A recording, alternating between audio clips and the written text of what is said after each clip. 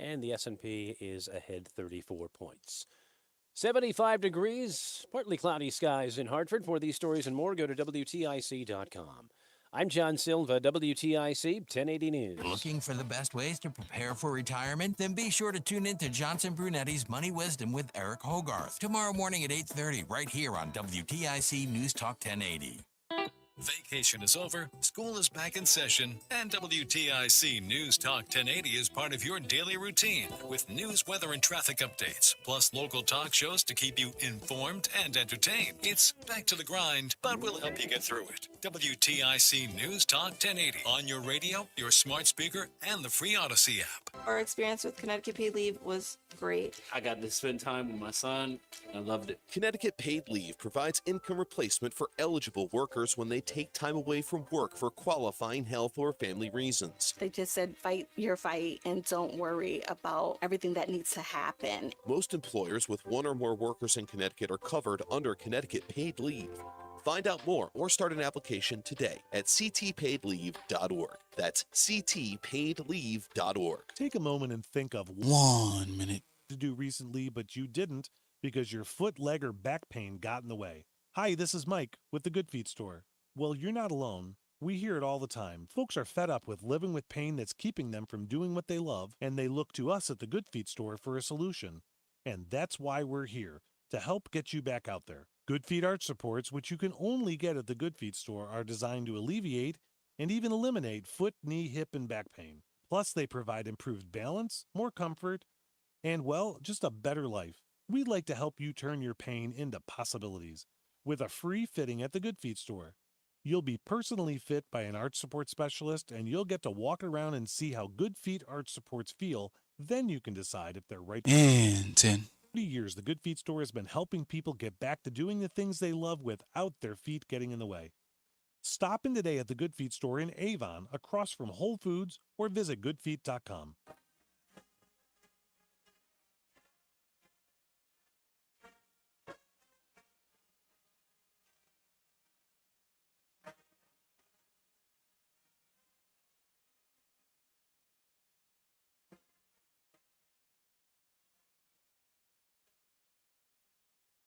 This is Reese On The Radio, filling in for Todd Feinberg on WTIC News Talk 1080. Now more than ever, we're short of workers. We have a population that is not reproducing it on its own with the same level that it used to. The only way we're going to have a great future in America is if we welcome and embrace immigrants, the dreamers, and all of them, because our ultimate goal is to help the dreamers, but get a path to citizenship for all 11 million or however many undocumented there are here. Now more than ever. Grievances. I got a lot of problems with you people. You're going to hear about it.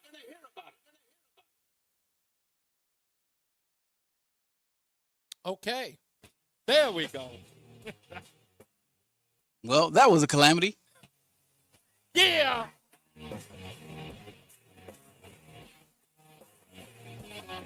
What's going on, all you scallywags? It is an airing of grievance Friday on NewsTalk 1080 WTIC. Get ready to air your grievances by calling 860-522-WTIC, 860-522-9842. Awaiting your calls and your grievances. Plenty of news and plenty of views to get into. Of course, today we've got Rob McGreevy from the Daily Caller News Foundation on the show to talk about the Secret Service. We'll hear from him. I'm also going to ask him. I'm probably going to keep him for a little bit. He doesn't notice. If he's listening, Rob, you're going to stick around for a little while because I want to ask you guys a question over at the Daily Caller News Foundation. I want you, if you can, if you're interested, I want you to feature an article that you take a couple of quotes from me. If you're interested, talk to the editors over there. I've got a theory that I kind of want to get out there and get people discussing. Just hopefully you guys you'll take my lead on this. Maybe it's something that would interest you. And it has to do with today's opening monologue. And I know I've done this before. I know I'm going to talk about something I've already talked about before. But yesterday we got a phone call where someone said, and I quote, "I'm starting to believe you, Reese. I'm starting to come on board to believe that the Kamala Harris campaign is a farce. It's not a real campaign. 2028 is the real goal." And we have another, this one's really obvious. This one is incredibly obvious that they have thrown in the towel. They have decided we are not going to govern because we know it's over. All right, now, this one today, this one's the real, this is solid. It's absolutely solid. And one of the phrases I use on this show is we have to let history be our guide. And I was talking to Pastor Will, good friend to the room, Connecticut's pastor. Show him some love, Dan. I was talking to him today, and I was making this reference. A couple of things are troubling me. It just gives me the impression, it codifies what I believe. Let's start here. History. In 2012, Barack Obama was running through a very serious re-election campaign. Mitt Romney really did have Barack Obama on the ropes. People didn't really have a lot of, they didn't really think that Mitt Romney had it in him, but Barack Obama wasn't doing too well. He was losing a lot of support from Democrats. He was even losing some support with African Americans who were not all that enthusiastic about voting for him again. The numbers were still they were up there. They were in the 90s, but it wasn't as overwhelming as, 2008, the groundbreaking. But he was losing that support. Don't forget he had the Tea Party. He was campaigning for a lot of people in the midterm elections, and he kept losing. First, he lost. What did he lose? The Senate first and then the House? So he really didn't have, and when Barack Obama would go out and campaign for certain individuals, it didn't do them any harm. He could win for himself, but he absolutely gave no effort to reelecting anyone he endorsed or campaigned with. We'll get into the new announcement or today's announcement later. But Barack Obama does not ever help anyone but himself. But he was running through a tough campaign in 2012. And then something happened right before the election. Superstorm Sandy. Now, the President of the United States, climate change activist, he had already gone through, didn't we already? Yeah, we already suffered through the Gulf spill. But that storm was huge. It's all anyone could talk about. And the president seized that opportunity. Mitt Romney could not. Sure, he was out there, giving out, soup kitchens and giving out supplies and things like that, trying to campaign, trying to get the right temperature.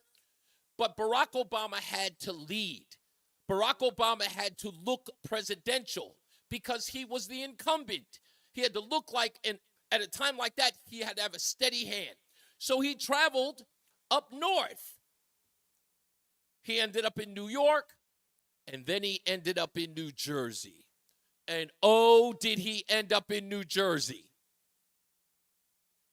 And he looked like a bipartisan president, even though he was completely like one of the most leftist presidents we had seen in our lifetime. He looked like a bipartisan, reach across the aisle president. Oh, hell, he even got a hug from chubby Chris Christie. Didn't he? Didn't he? Chris Christie was seeming like the hardcore Republican until Barack Obama came up there and blinked those brown eyes at him, and he gave him a hug, and it was a wrap. Barack Obama reelected. It was, what could you say? It was almost like the election had been preordained with that storm. Look where we are today, folks. Right before a presidential election, we've got one of the top 3 most consequential storms in our lifetime. Happened in North Carolina, Georgia, and Florida. Florida appears to be doing a lot better than Georgia. Georgia is definitely doing better than North Carolina. And what is this presidential campaign doing? They're in Wisconsin with Liz Cheney? You mean to tell me that Kamala Harris has members of the Barack Obama election campaign, and they have not told Kamala Harris to keep her behind in North Carolina, open up an office in North Carolina, look presidential in North Carolina? They've got her gallivanting all over the country. She doesn't have to. We've got a situation. This is the perfect time for her to look day one. Isn't it? No, she's not doing it. Anyone wonder why? Why is Joe Biden not doing it? Why are they just throwing in the towel? Why are they behaving as if? For what? Much better. Let's go one step further, folks. 3 months ago, count them, 3 months ago, Alejandro Mayorkas. Anybody remember that guy? Alejandro Mayorkas said this. I got to get this audio up. I thought I had it ready to go. I apologize. But sometimes I get so animated in all of this. I've got to start in a weird place. Here it is. 3 months ago, Alejandro Mayorkas. Come on, pop up, Alejandro. There he is. I could never say his name before. Here's his audio. FEMA is tremendously prepared. This is what we do. This is what they do. And the key here, Rebecca, is also to make sure that the communities who are potentially impacted are prepared as well. And it's not just hurricanes and wildfires, also extreme heat, which certainly some parts of the United States are already experiencing. Now, we're not going to forget that Alejandro Mayorkas said to us that the reason why people are flooding the southern border is because of climate change. We are not going to pretend like we don't remember that this administration said that they were going to put climate change at the forefront of their campaign, the forefront of their administration, with the exception of equity, of course. They were going to do that with equity, right? But climate change was the essence of who they were. And there's Mayorkas 3 months ago. FEMA is prepared. Why? Because it's hurricane season. Hurricane season's coming up and we're ready to go. But 3 months later, Mayorkas says, what can only be deemed as what? We are meeting the immediate needs with the money that we have. We are expecting another hurricane hitting. We do not have the funds. FEMA does not have the funds to make it through the season. Don't have the funds to make it through the season. You guys had 4 years to bombard us, inundate us, annoy the hell out of us about climate change. You use every hurricane, every tornado, every heat calamity as a means to promote why we need to spend more money on climate change. But you ain't got the funds now. Why? Because you wasted it on migrants. Please, somebody, just someone explain to me, how are they not throwing in the towel? How are they not campaigning on in a comedy of errors where we have opportunities here where they can seize. They can seize. Now, I know people are saying, oh, the region in North Carolina voted heavily Republican. If I'm correct here, North Carolina is a battleground state where Kamala Harris needs the votes. She needs to look presidential in that area to swing those voters. Is that not right? And they didn't even think of using or taking advantage of that opportunity politically.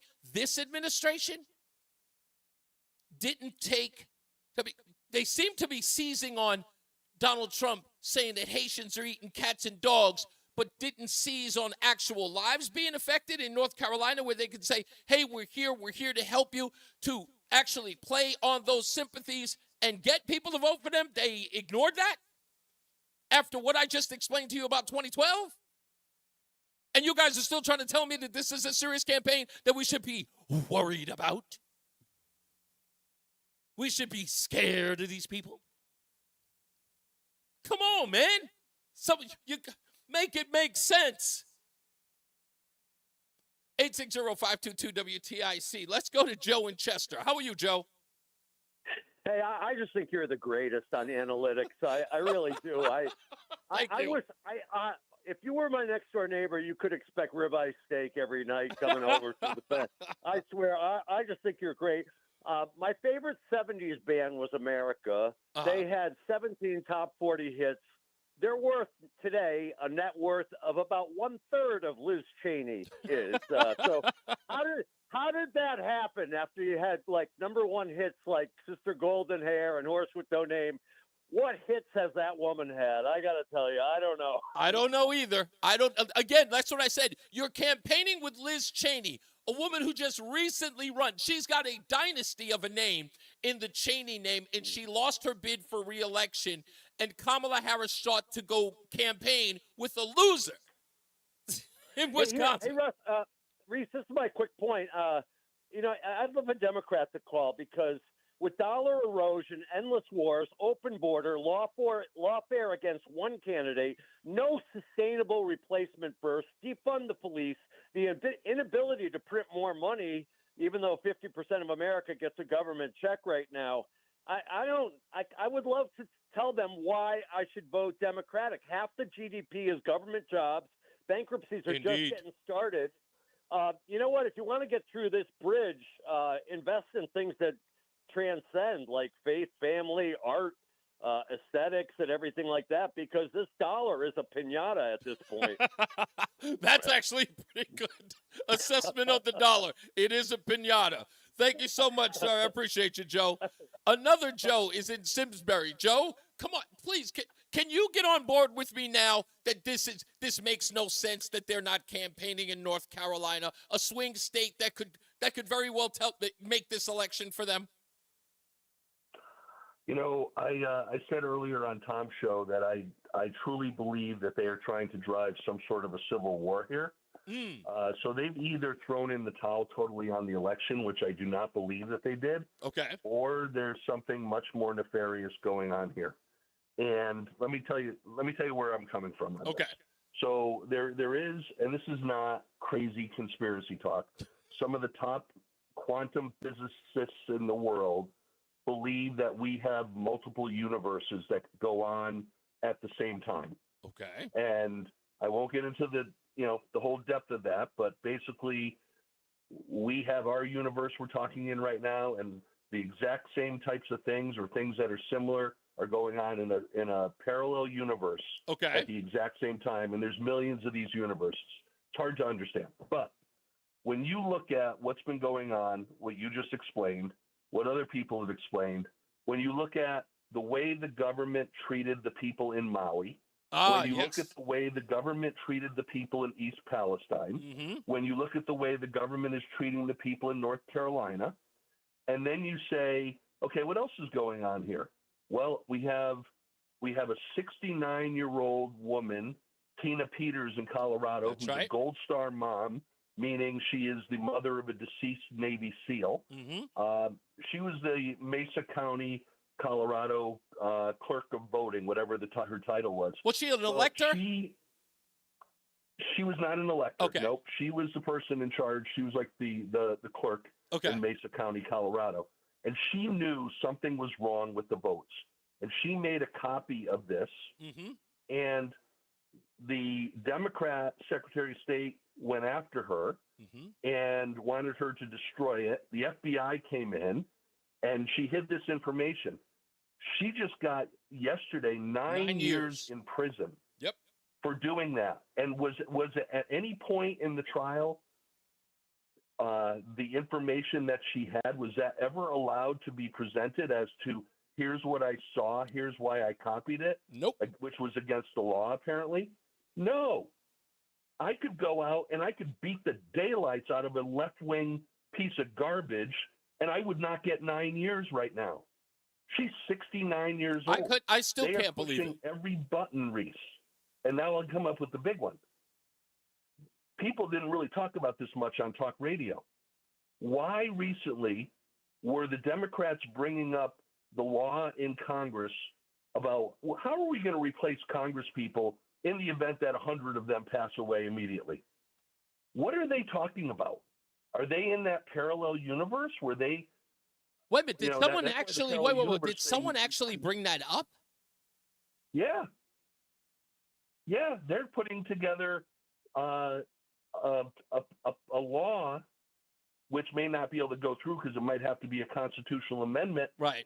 As to how, in a situation where a massive amount of Congress people are deceased, how do the governors replace these people? That's like right out of that TV show. No one barely talked about that, and it's like, wait a second, folks, are you so afraid that you're not seeing that there's a level of crazy in this world, whether it be you know what that the way we do you treat our understand, fellow citizens? Joe? Do you know what that's the theme from? Do you know that there was an actual TV show based on that? Do you know that? Yeah, that's Designated Survivor. That's correct. With Kiefer Sutherland. Kiefer Sutherland, who used to be in 24. Yeah, and that's so weird, right? Because in essence, like, you know, I'll say it again. Well, why are they bringing it up now? Yes, exactly. And I think that was the whole idea. I think, you know, it's funny you say that because no one brings that up randomly. Why would they even suggest that? It's mind-boggling, and that's why I brought up the thing that people were probably starting to snooze about quantum physics and parallel universes. Maybe they're in a universe that is not the same universe as we are, and that's why we've got a problem in our world, is that people can't see what's in front of them because they don't see what's in front of them. They're seeing something different. Because I can't imagine the Kamala Harris or the Democrat Party. We had to cut him off? Running for Congress and Senate in North Carolina, where they're not front and center trying to solve the issues for these people. Why are they not doing it? What do they know? That's my point. It makes no sense. It makes absolutely no sense. I got to take a break, Joe. I got other calls that I got to get to after the break too. But thank you, man.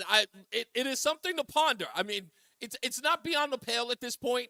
But again, as I said, I don't understand why they're not doing it.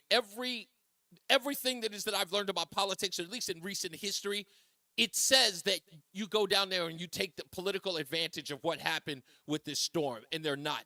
And there's something more to it. We'll take a break. We'll come back. More news, more views, and your phone calls when we return on this airing of Grievance Friday on News Talk 1080 WTIC. Attention! If you owe money to the IRS, this is an urgent message. The IRS is cracking down by sending out heart-stopping letters, aggressively garnishing paychecks, seizing bank accounts, and putting liens on homes and businesses. They call it enforced compliance, and you better watch out because penalties and interest on unpaid taxes compound daily, making it seem impossible to ever get out of debt. Don't let the tax debt destroy your life. You need to call Optima Tax Relief, the #1 tax resolution firm. They're experts in the Fresh Start Initiative, one of the biggest breaks that the IRS has ever offered. If you qualify, you could save thousands. Optima's resolved over $1 billion of tax debt for their clients. A+ rated with the Better Business Bureau, they'll fight to get you the best deal possible. Call Optima now for a free consultation. Call 800-953-1788. 800-953-1788. 800-953-1788. Optima Tax Relief. Some restrictions apply. For complete details, please visit OptimaTaxRelief.com. Life can be unpredictable at times, but you shouldn't have to suffer the consequences of someone else's negligence. If you've been in an accident or work-related injury and it's not your fault, you need a lawyer who knows how to get you the fair and just compensation you deserve. At Brown, Paindeers & Scott, our team of personal injury lawyers have over 100 years of combined experience. At BPS Lawyers, you get more than a lawyer. You get a law firm. Visit us at bpslawyers.com. Bruce Newman is responsible for the content of this ad. Follow WTIC News Talk 1080. Don't miss out on important updates in Connecticut from breaking need-to-know news, weather alerts, and more. Follow WTIC News Talk 1080 on the Odyssey app now. And now, a WTIC News Update.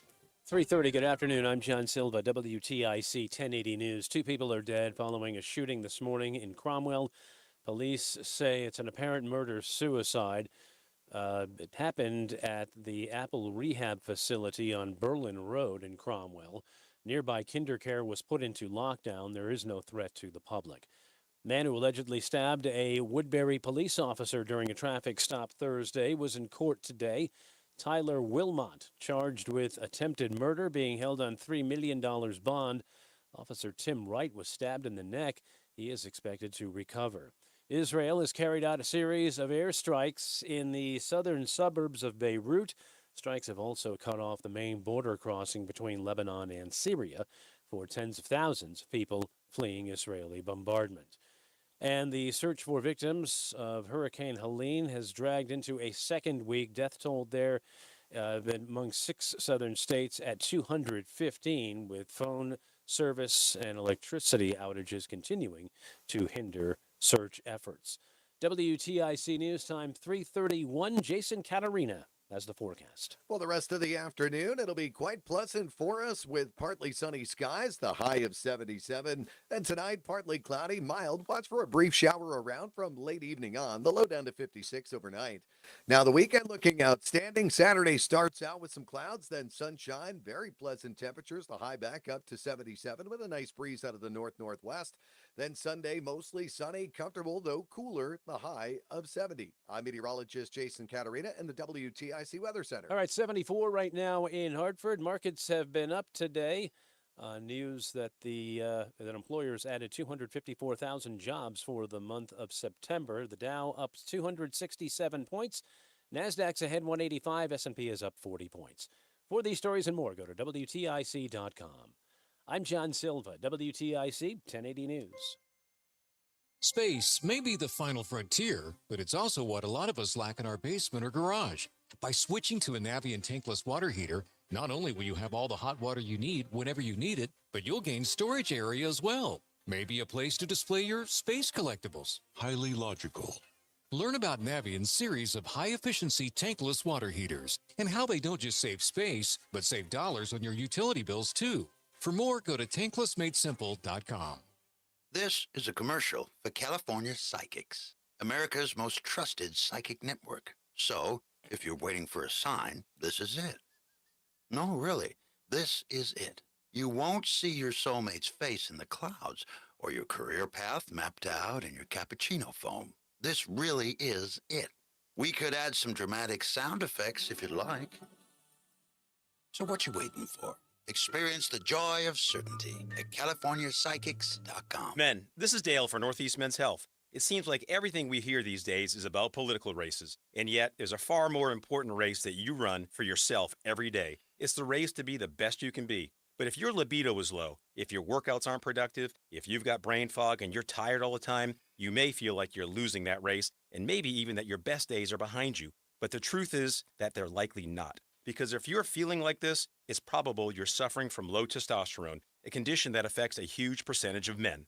At Northeast Men's Health, we're experts in treating low T. We've successfully treated thousands of men for the condition, and if you're like most guys, you'll start seeing results in just a few weeks. Better sleep patterns, higher energy, improved mental clarity, more productive workouts, and your libido will likely increase as well. So get back to winning your race by calling us. Your initial visit is only $99 and includes blood work and a medical consult. And if you start on testosterone the day of your appointment, your visit is free. Call 800-930-5956 or go to northeastmenshealth.com. Hi, I'm Joe with SimpleSaleUSA.com, and I buy houses cash. If you own a house and want to sell it fast at a fair price, call me at 203-896-4000.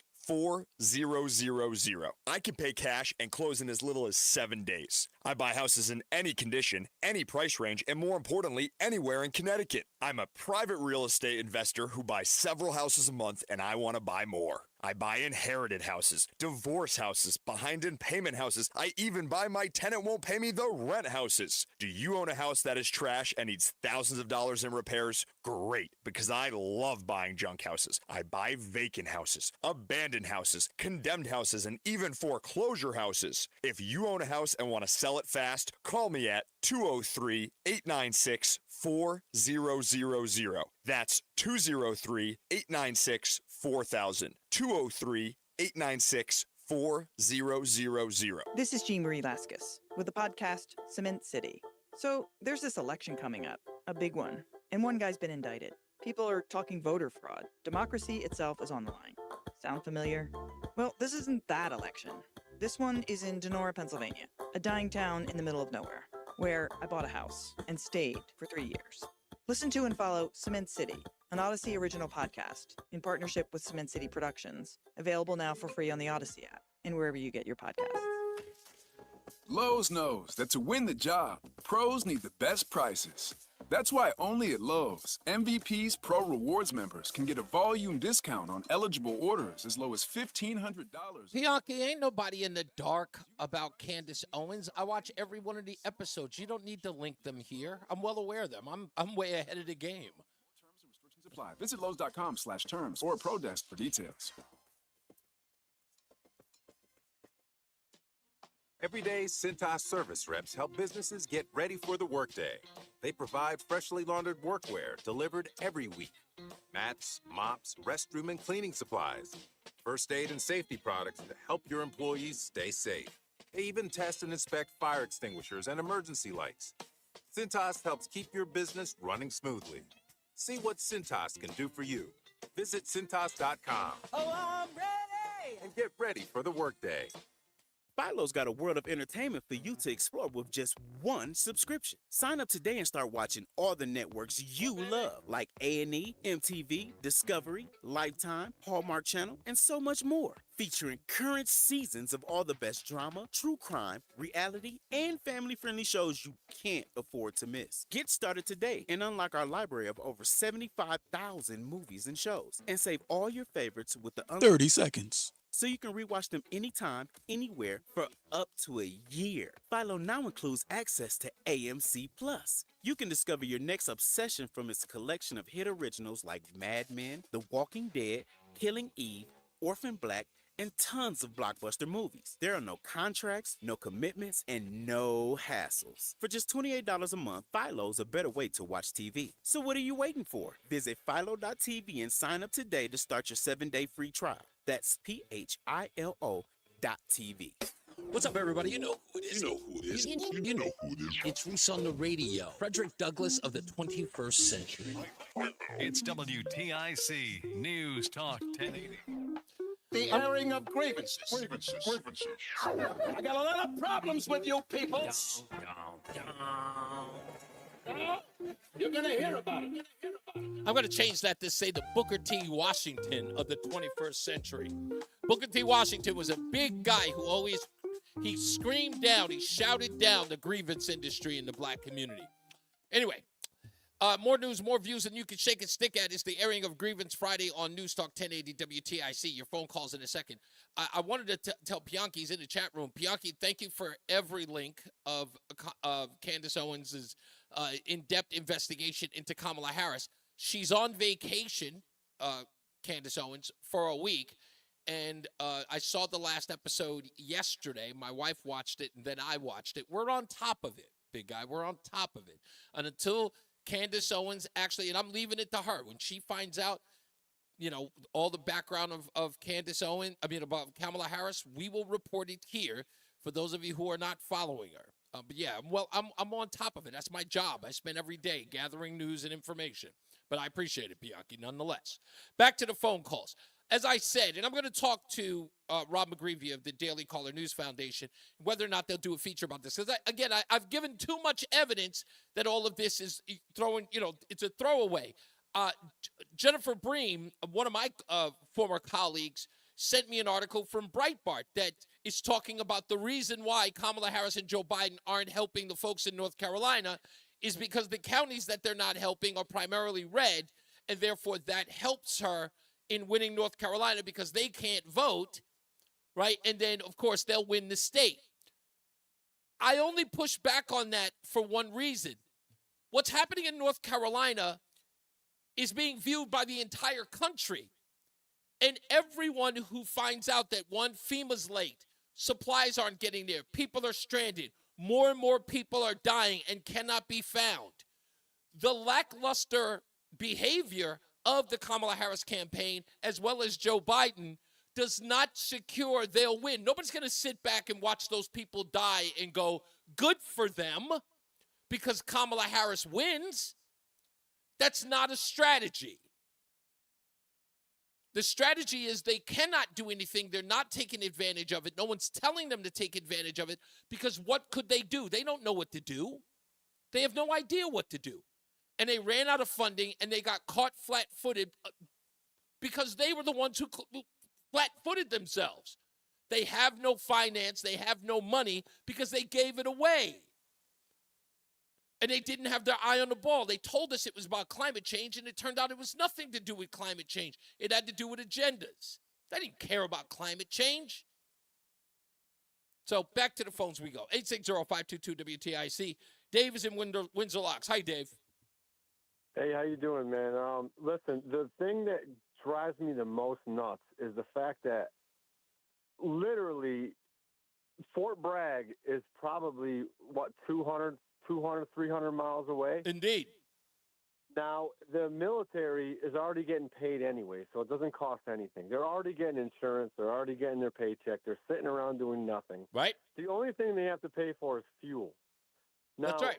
They couldn't have brought They couldn't have brought helicopters out there, like 40 of them. They could have done anything, and they're not doing it again. This is not a look. These people don't know what they're doing because they've never dealt with these kind of every time you turn around, they don't know what they're doing. East Palestine, listen, the one thing that this campaign knows and what Joe Biden knows, you don't let Donald Trump seize an opportunity from you, right? But what's crazy is they could have seized this opportunity. Exactly.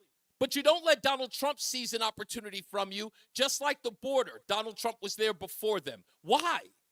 How could Donald Trump have been there before? Crazy, isn't it? Yes, and again, that's my whole point, is that Donald Trump... There's softballs pitched Exactly, right to them every day, and they don't take them. Exactly. Everything that's happening is, as you just said, I like the term grapefruits. That we said you're throwing grapefruits out there. Grapefruits, you're right. Yeah. Everybody, every one of these issues is a grapefruit over the plate, underhanded. And they can't seem to hit them out of the park because they were never prepared. Every one of the people they hired was a progressive academic who's never dealt with a real-life situation ever. You know, I always harken back, Dave. You can go back to, my favorite scene, and I think it's so emblematic of where these academics are, is Rodney Dangerfield's movie Back to School. And he's in that, remember that? He's in the economics class talking about widgets. Triple Linden. Yeah. Yes, because what does it matter? Yeah. It might as well be Disneyland. Yeah, exactly. But that whole scene is brilliant because here's a guy having an argument. Here's a guy who's done it in the real world, having an argument with a guy who's done it in the metaphysical one.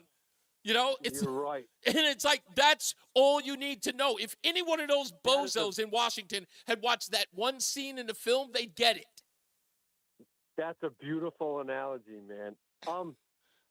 Reese, I want to throw a real grievance up before I go for it. All right.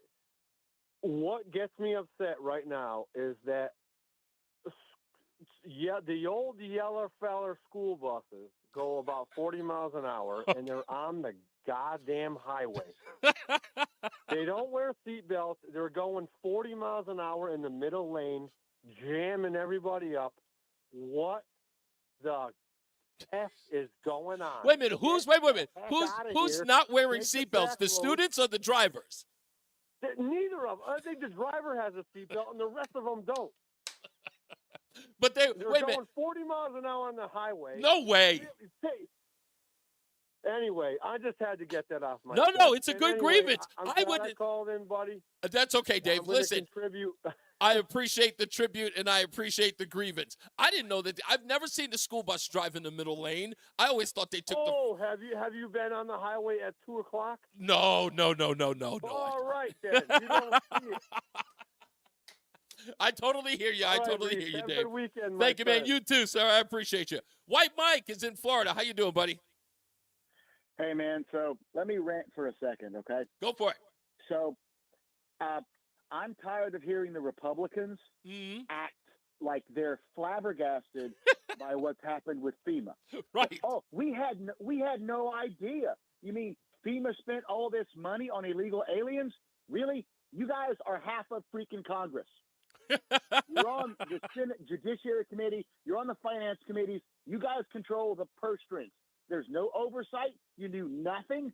Zero. Like, oh, we didn't know. Of course they knew. They don't have the balls to do anything about it. They don't. And last night, I'm watching Sean Hannity. I never watch Hannity, but I watched Hannity last night. And Lindsey Ladybugs Graham was on talking. He's a South Carolina senator. Yes, he is. He's involved in this.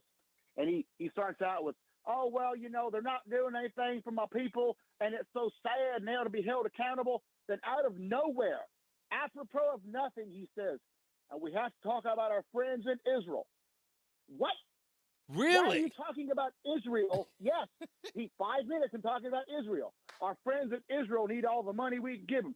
No, sir, they freaking don't. They don't need billions of dollars, nor do the Ukrainians need our money. Exactly. And no, they don't need it now. That's the whole point. Right now, they don't need it at all. They don't need it ever. We have given that nation $1 trillion in our history, sir. $1 trillion. For what? I know they're sensitive for you, but what do they gain for us? Zero. We can get to that another day.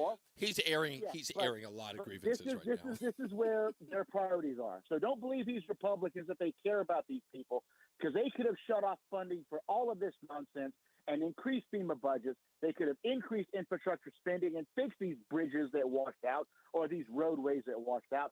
Don't believe any of them. I know Christian Cinema is on the record asking about the money that they had and the money they were using. So I don't see Ladybugs Graham doing anything about it. And he's not going. Again, listen, as much as I rip on Chris Murphy, Lindsey Graham has become one of these media tramps as well. He's on every night, everywhere. Anyone who will invite him, he will go on there. And he's an absolutely effectiveness or has no effect in legislation. Where's Congress right now when FEMA is turning away private citizens from doing aid? Where exactly. Are they? Nobody. Exactly. Nobody's there. There's no Ted Cruz isn't showing up in North Carolina, nor is J.D. Vance. Well, J.D. Vance went to do his nonsense, but there's no meeting. He showed up in Congress Virginia. right now. There's no meeting in Congress right now calling Mayorkas on the stand and saying, why are you doing this? So they're all full of crap. None of them care. None of them are worried. And the reason they're blocking private aid is because these are the wrong people. These are not government-funded NGOs run by donors who aren't getting their cut. That's exactly I'm right. I'm tired of all of them. I agree. Every one of them can hang as far as I'm concerned. All of them. Thank you, White Mike. And that is a grievance for the ages. That is definitely a grievance for the ages. Bianchi is in the chat room. He says, Reese, you perform a great service. You always appear up for the job. I'm ready to go, my friend. I am always ready to go. Michael B says, what's up, Reese? Did you see that Federalist article I sent you? No, I haven't read that yet. I didn't even know you sent that to me, but I will check. Out of curiosity, Craig says, what platform do most people stream the show? Facebook, actually. Facebook is actually probably does the best out of all of them. He said, yeah, Roland. No, Roland, somebody thinks you're a white guy? Maybe Roland will air a grievance himself. No, Roland is yeah, right. not white. Roland's voice is too deep for that. No, he's not. Okay, never mind. I'm getting banter from the background. Okay, so when we come back, 4 o'clock hour, we've got to talk to Rob McGreevy, Daily Caller News Foundation. And we're going to talk about the Secret Service. Another article that he wrote was, it's funny because now I'm forgetting it, but I had it because I didn't see that he even wrote it. Oh, he has an article about the liberal media wanting Kamala Harris all of a sudden to do more interviews as well. But I want to ask him whether or not he'll do a story on something that I'm interested in that has everything to do with the opening monologue. So we'll get into that as well. And, of course, your phone calls. Oh, can I take? No, I can't. I got to take a break. Tom and Thomaston, stand by. I will get to you at the other side of this break and take your call and your grievance if you have one. And if you've got an airing of grievance, be able to give us a call at 860-522-WTIC, 860-522-9842. We'll be back. It's Reese on the Radio on NewsTalk 1080 WTIC. Are you worried about the state of the economy? Concerned about market crashes and rising inflation wiping out your savings? At Noble Gold Investments, we understand your fears and have a solution. Call us today at 1-888-403-1050. Imagine safeguarding you and your family with a tangible asset that has stood the test of time. Gold. With Noble Gold Investments, you can diversify your portfolio and protect your wealth from economic turmoil. Our team will guide you through the process, ensuring you make informed decisions that best suit your needs. Call Noble Gold Investments today at 1-888-403-1050. That's 1-888-403-1050. The future is uncertain. Take control now. Call 1-888-403-1050. Past performance may not be indicative of future results. Investing in precious metals, including gold, involves risks. Consult with your tax attorney or financial professional before making an investment decision. Warning, the following ZipRecruiter radio spot you are about to hear is going to be filled with F words. When you're hiring, we at ZipRecruiter know you can feel frustrated, forlorn even, like your efforts are futile, and you can spend a fortune trying to find fabulous people, only to get flooded with candidates who are just fine.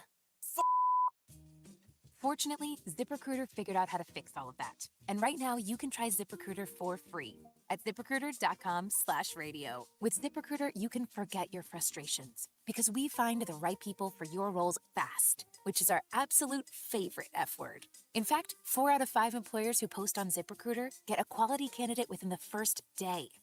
Fantastic. So, whether you need to hire 4, 40, or 400 people, get ready to meet first-rate talent. Just go to ZipRecruiter.com/radio to try ZipRecruiter for free. Don't forget, that's ZipRecruiter.com/radio. Finally, that's ZipRecruiter.com/radio. We all hear the radio ads about the 1 minute. tell you to be afraid, to be scared, and they try to frighten you into calling. I'm not here to do that. Tax Relief Advocates is different. TRA is here to tell you that if you owe money to the IRS, whether it's $5,000, $50,000, or $500,000, we have a solution. It doesn't matter if you're sitting in your car, at work, or with your kids. No matter where you are, call now. 800-575-6481. Don't lose hope. TRA can eliminate or reduce what you owe to the IRS. Generous programs are now available that can give you a fresh start. Our passion is taxes and helping individuals fix their IRS problems. We have over 1,000 5-star reviews on Google and an A+ with the Better Business Bureau. You don't need to be afraid of the IRS any longer. Michael End B., your tax yes, he nightmares is. today by visiting us online at TRA.com or call 800-575-6481. That's 800-575-6481. Tax Relief Advocates. Real solutions for real people. The airing of grievances. I got a lot of problems with you people. You're going to hear about it.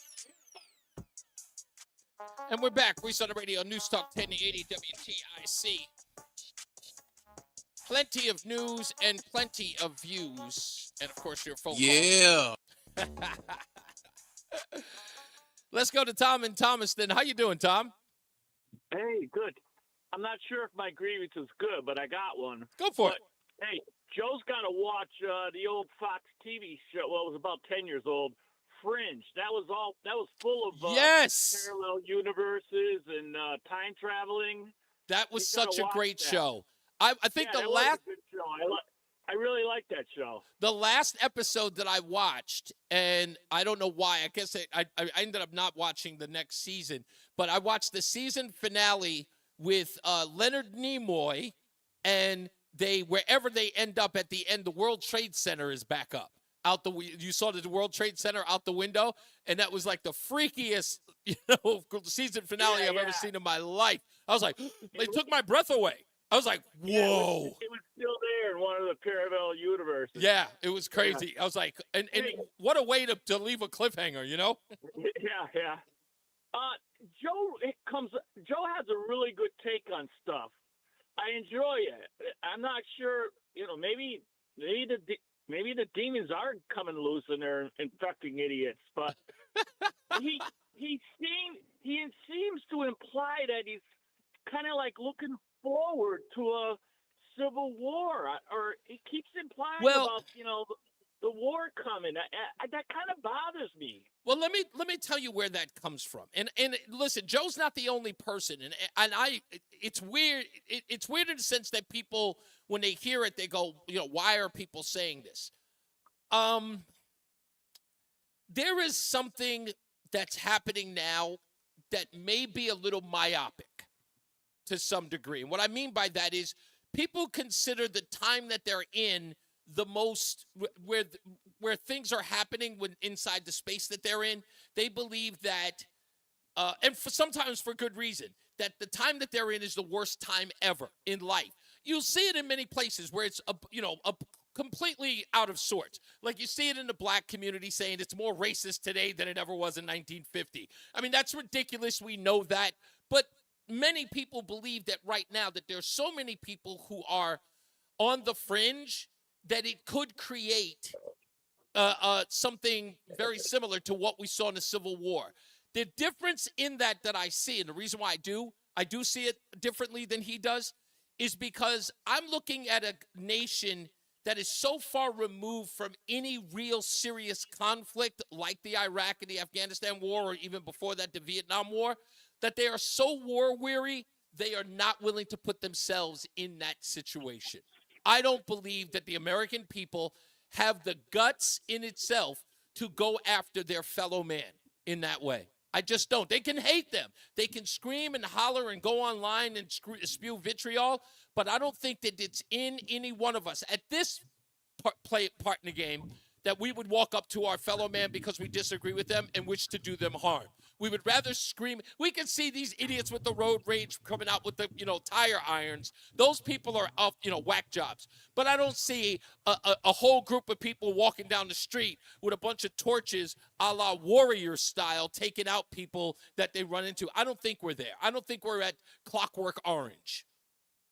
Yeah, I don't think so either. The thing we really need to worry about are these natural disasters. I started prepping after the tsunami in Japan. Everyone, forget putting back some gold and silver. People need to put back rice and it's flour true. and stuff like that. You're Like the absolutely. Mormons, I got to take a break, but you're absolutely right. I do believe that gold and silver is not going to save you because, like my wife was saying, Kamala, give them $750, but if there's no corner store, where are you going to spend it? Let's get to our first check of the afternoon traffic with Mark Christopher in the BPS Traffic Center. Hey, Mark, what are you going to buy Reese, with the $750, huh? Reese, thank you very much. Good afternoon to you, and good afternoon, everyone. If you're heading on the northbound side of I-91 right now, you've got a little slow traffic between 21 and 22 in Cromwell. After that, a little tight as you move 25, 26 in Wethersfield. Once you get up into Windsor Locks, you're going to see some more delays again. Just after exit 38 up to the Dexter-Coffin Bridge, we've got some road work up there in the left lane, so stay to the right there. Southbound 91 delays, 34 down to 32 A and B in Hartford. Again, down by exit 28, you're slowing. And it looks like we have an accident now southbound on Route 91 southbound, just after exit 22 between 22 and 21. The right lane is out there, so delays are starting to build as you approach exit 22 and Cromwell on the southbound side of 91. Now, westbound 84, that is slowing from 56 Governor Street out to exit 47 Sigourney Street. 84 eastbound delays, 44 Prospect Oakwood into the tunnel. 291 eastbound slowing from I-91 over to the Bissell Bridge. 2 eastbound's okay, Glastonbury to Marlboro. 9 northbound tight, approaching Harbor Park to the Aragoni Bridge. If you're heading toward Waterbury, 84 eastbound delays approaching 17 up to the Mixmaster. Westbound 84 tight up in Cheshire, 26 to the Mixmaster. 84 eastbound Danbury tight 3 to 5. 84 eastbound again, you've got tight traffic as you move up on exit 9 up to exit 11. And the westbound side of 84 Newtown slowing from exit 9 to 7 in Danbury.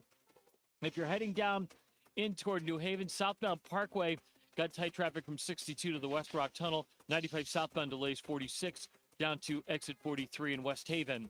Traffic and weather together on the 8th WTIC News Talk 1080. WTIC weather. Well, the rest of the afternoon, it'll be quite pleasant for us with partly sunny skies, the high of 77. Then tonight, partly cloudy, mild. Watch for a brief shower around from late evening on, the low down to 56 overnight. Now, the weekend looking outstanding. Saturday starts out with some clouds, then sunshine, very pleasant temperatures, the high back up to 77 with a nice breeze out of the north-northwest. Then Sunday, mostly sunny, comfortable, though cooler, the high of 70. I'm meteorologist Jason Caterina in the WTIC Weather Center. WTIC is 99 and throwing a year-long celebration to 100 years on the air. This is WTIC and WTIC FM HD2 Hartford. Always live on the free Odyssey app. 3 o'clock in the afternoon, or 4 o'clock. I'm John Silva, WTIC 1080 News. 2 people are dead following a shooting this morning in Cromwell. Police say it appears to have been a murder-suicide. Took place at the Apple Rehab Facility on Berlin Road. The nearby KinderCare was put into lockdown. Police say the incident is isolated. There's no threat to the public. The people involved, husband and wife, 81-year-old Barbara Brandt, her 82-year-old husband, Dennis Brandt, and that investigation is ongoing. Death toll from Hurricane Helene is over 220 across several states. Recovery continues in hard-hit North Carolina, and a major roadway in that state remains shut down. I'm Jim Crisula in North Carolina. All 252 miles of the famed Blue Ridge Parkway in North Carolina, one of the most popular roads on the East Coast, remains closed indefinitely. National Park Service crews from several states are working to clear down trees and assess pavement and bridge damage in the wake of flooding from Hurricane Helene. Tens of thousands usually drive the parkway each October to take in fall colors. Man who allegedly stabbed a Woodbury police officer during a traffic stop and ensuing altercation on Thursday had a day in court today. Tyler Wilmot charged with attempted murder of police officer Tim Wright. Wright was stabbed in the neck when he pulled over the suspect. Altercation ensued. He was rushed to the hospital, is expected to recover. Wilmot was taken down with a taser and later placed under arrest. He's being held on $3 million bond. North Carolina getting help from Connecticut following Helene. Here's WTIC's Morgan Cunningham. In addition to an earlier deployment, Connecticut is sending additional National Guard resources and aircraft to North Carolina for further Hurricane Helene disaster assistance.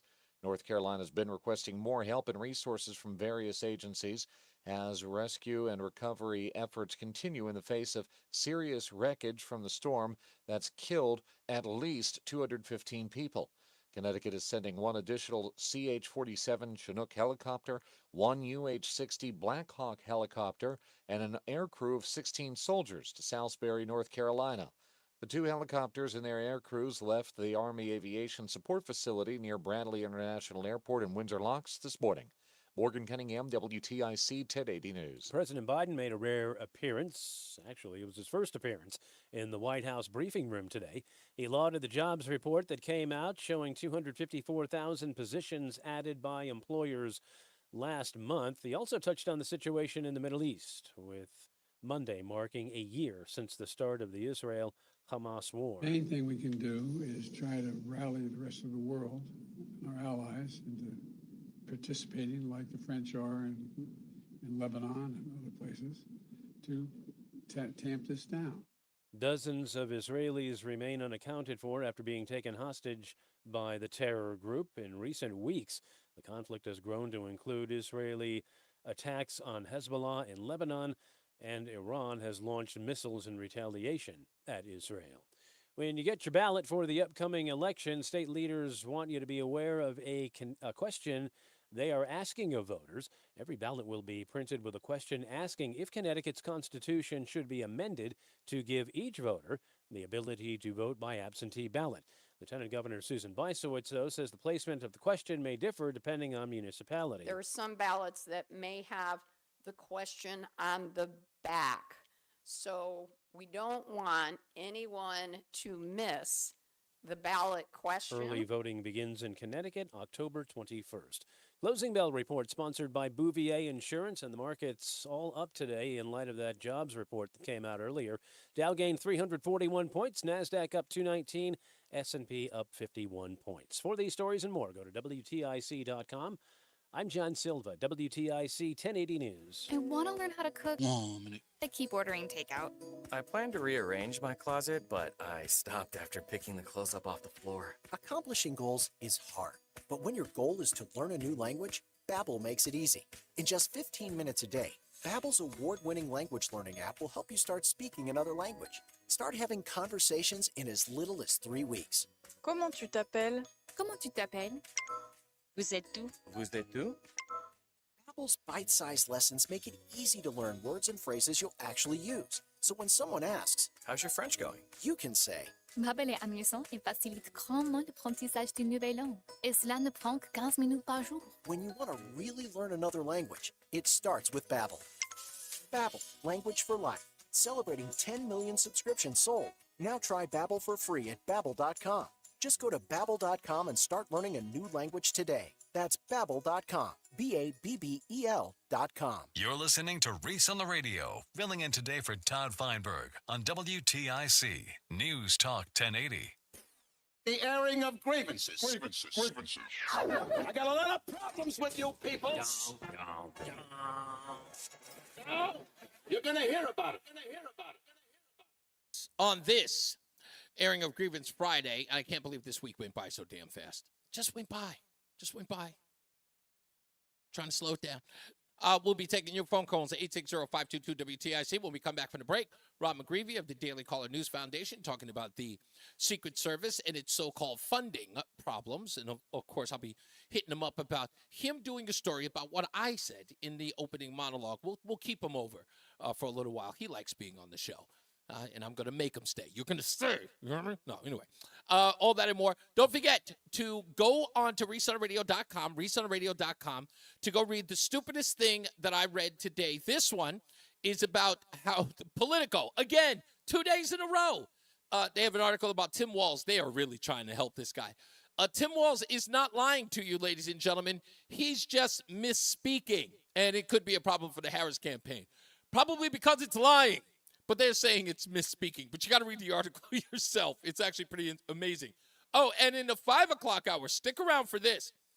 OMG, O'Keefe Media Group, had an undercover video that aired last night talking about how MSNBC is aligned with the Democrat National Committee.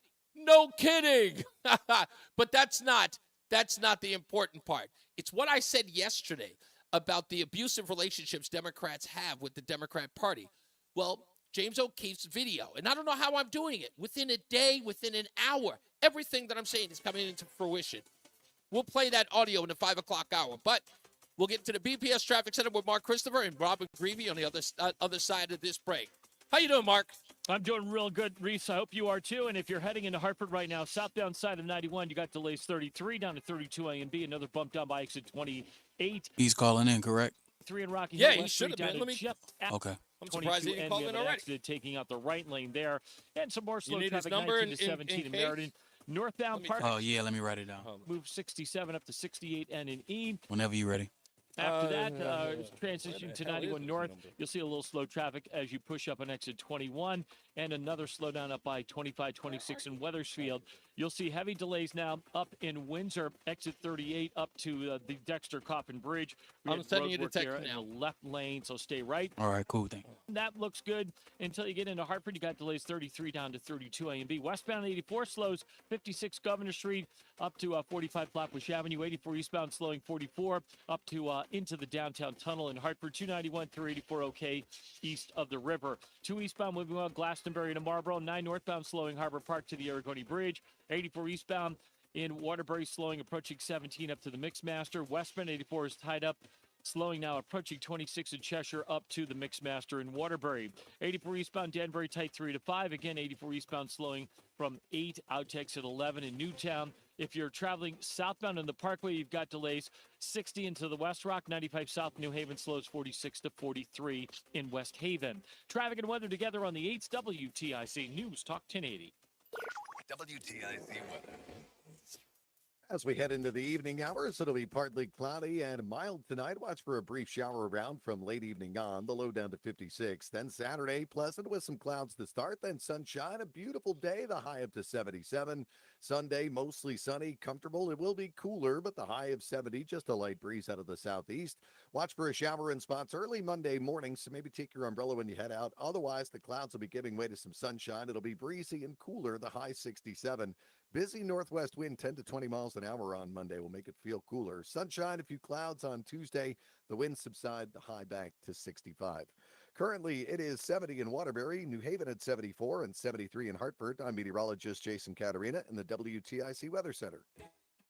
Longing for thick, healthy, gorgeous hair? Say goodbye to shedding thin and dull hair and hello to thick, healthy hair with Hair Volume from New Nordic. Available online at Amazon, Walmart.com, and NewNordicUSA.com. Columbia Implant Center in Manchester offers the leading edge in technology, which allows for dental procedures start to finish in one day. From a single tooth replacement to complete reconstruction, we do it all. Call 860-730-6020 or ColumbiaImplantCenter.com. Hi, Dave Berger from Modern Plumbing Supply. Today, everyone turns to the internet to search for things, but the number one thing you can never find online is great customer service. Well, your search is over with a visit to Modern Plumbing. Whether you're building or remodeling, you're going to have questions. So why not shop where you can get the knowledge you've been craving? Great pricing, great selections, and most importantly, great customer service. Modern Plumbing, showroom and parts counter on the Berlin Turnpike in Berlin. Great design with you in mind. Modern Plumbing Supply. Tune in to WTIC News Talk 1080 for Healthy Rounds, hosted by Dr. Anthony Alessi, Saturday mornings 11 till noon. Learn from the top experts in their fields about the latest medical findings and call in with your medical question. Healthy Rounds is dedicated to providing accurate and timely health information and is sponsored by Hartford Healthcare, Ratchford Eye Center, St. Francis Hospital, Covaris, and Yukon Health Orthopedics and Sports Medicine. Healthy Rounds, Saturday mornings 11 till noon on WTIC, News Talk 1080, and WTIC.com. Babes, what are you doing? What? I'm just mowing the lawn. No, it's blazing hot and dry out here. Don't you remember? Smokey Bear says. Avoid using power equipment when it's windy or dry. Where'd you learn this? Oh, it's on SmokeyBear.com with many other wildfire prevention tips. Right. Thanks, honey bear. Because remember, only you can prevent wildfires. Brought to you by the USDA Forest Service, your state forester, and the Ad Council. Uh-oh, Brad's buzzed. Oh, yeah? Yeah, he's starting with the woots. And now a speech. I just want to say that friendship is about heart and brain. Who's with me? Good thing is, he knows when he's buzzed. And my brain is saying, when it's time to go home, somebody call me a ride. Love that guy. Me too. Know your buzzed warning signs? Call for a ride when it's time to go home. Buzz driving is drunk driving. A message from NHTSA and the Ad Council. Bob Steele was born in Kansas City, Missouri. After graduation, he ran his own restaurant. He was also a successful amateur boxer and went pro. But as the self-proclaimed second worst fighter in the world, he answered and then didn't say anything and then hung up. Then I called him back and it went to voicemail, so I don't know. in several Hollywood movies. Maybe he'll call. His when he's- motorcycles that brought him to a career in radio. You got about 30 seconds. He announced races for KGFJ in Los Angeles, and motorcycle racing brought Steele to Hartford. He announced evening races at Buckley Stadium, and when the racing season was over, he needed to look for a new job. WTIC had an opening for an announcer. Even though he had been turned down by several West Coast stations, he applied for the job and got it. His work as a stadium announcer had helped him develop a commanding vocal presence, which was required to work in radio. The airing of grievances. I got a lot of problems with you people. You're going to hear about it. Well, we're back. It's Reese on the Radio, News Talk 1080 WTIC. We were supposed to have Rob McGreevy, but we're, I guess, having a problem getting on the phone. I just texted him. He may have found breaking news or something and had to bail out. I'll text his editor, find out exactly what happened to him. We apologize for that, but we were ready to go. But okay, we were ready. Maybe he'll call in. Roland, if you do get him, just let me know. Give me a heads up, and then we'll go directly into him. Because I was hoping to talk to him about the two articles he had written, of course, both about Kamala Harris and, well, one about Kamala Harris and the other one about the Secret Service. But that's okay. And, we fly by the seat of our pants. I might as well go into it now since I do have it. Let me get the audio here because this was absolutely insane that James O'Keefe would do this article on what can only be deemed, in my view, as like, tell me something I don't know. And that's that MSNBC is, in fact, aligned with MSNBC is in line with the DNC, the Democratic National Committee. It goes without saying, if you've watched any of their programming, you know it is. They are anti-Republican. It's not just anti-Trump. They're anti-Republican. And this guy's name is Basil Hamdan, and he was the one caught in one of these undercover stings that O'Keefe is famous for. And, he states the obvious. That's MSNBC is indistinguishable from the Democrat Party. Here he says that when he's asked. What you were saying earlier, that the MSNBC aligns too closely with the Democratic Party line. Yeah, so they're often saying the same exact things. The type of people who work in Democratic politics and in the campaign are a lot of the same type of people that would appear on air on MSNBC. It hammers home the point that I'm making, that this news network is indistinguishable from the party. Are they just the Democratic Party's mouthpiece? Exactly. MSNBC is the Democratic Party's mouthpiece. Yes. So, it's not something that we didn't know, right? We're not surprised by any of this. But if you were listening to this show and,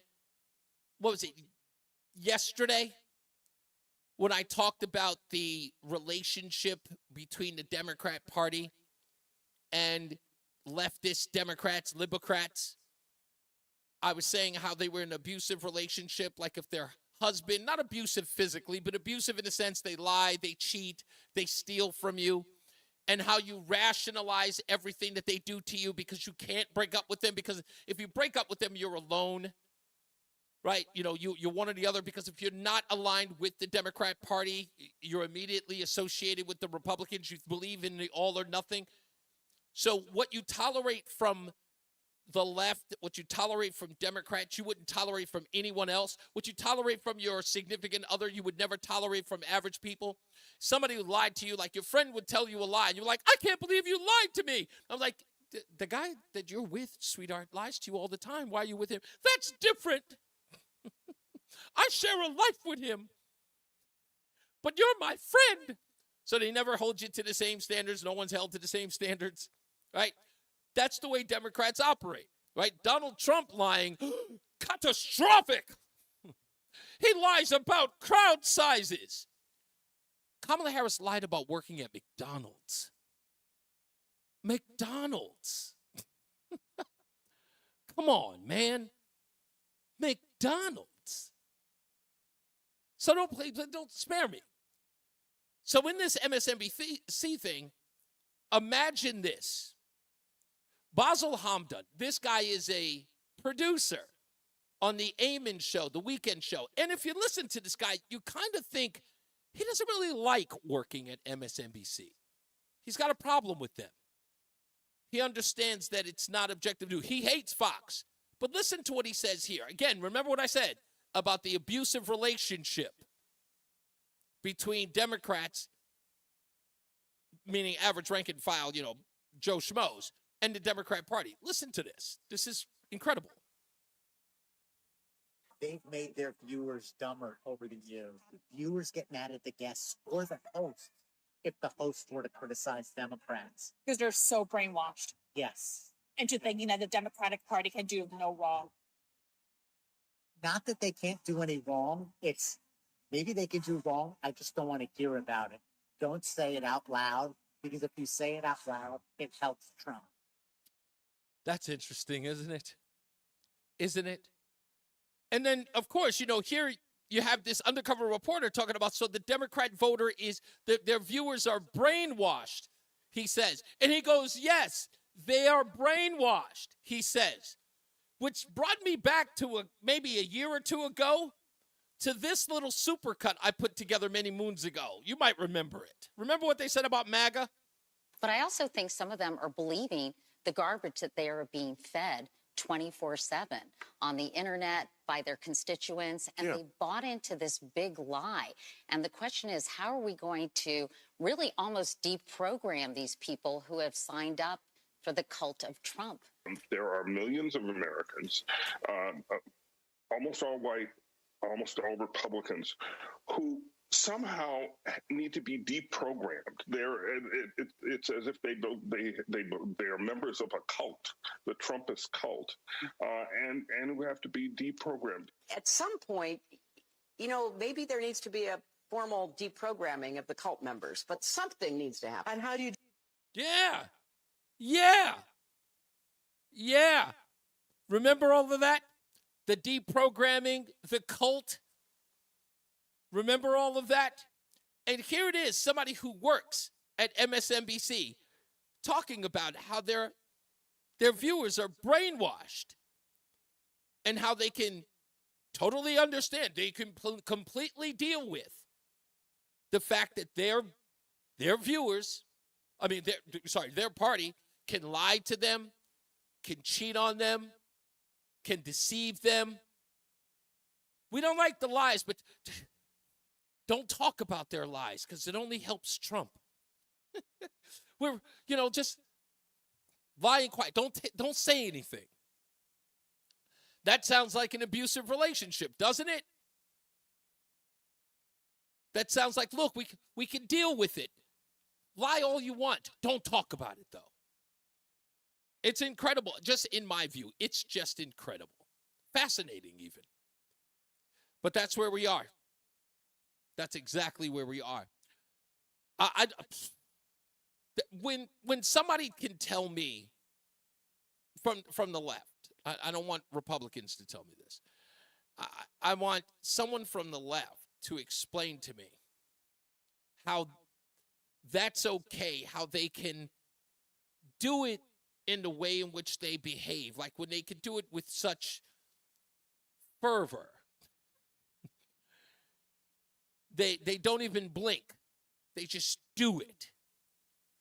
How they can swallow any ounce of pride they have and accept the nonsense of their party and then call us cultists. Right? They follow them hook, line, and sinker. Everything they tell them to do, they just latch onto it. Yes, a woman is a whatever she wants to be. A man can be a woman anytime he wants. Yes. Yes, you can abort a baby at any time you want to. It's between her and her doctor. You can just repeat that. All right, just tell me, how is it that we get accused of being the cult when you guys just utter the same nonsense? George is in St. Louis. How you doing, George? Hi, Reese. I've got a neighbor. He's doing some home improvements. There's a carpenter out there. He's hauling wood into the house. Sure. Here's the hooker. He works for the Red Cross. He's making money on everyone's misfortune. What? They take a cut. They take a cut on all the donations. Yes, they do. Not every dollar goes for for aid and comfort.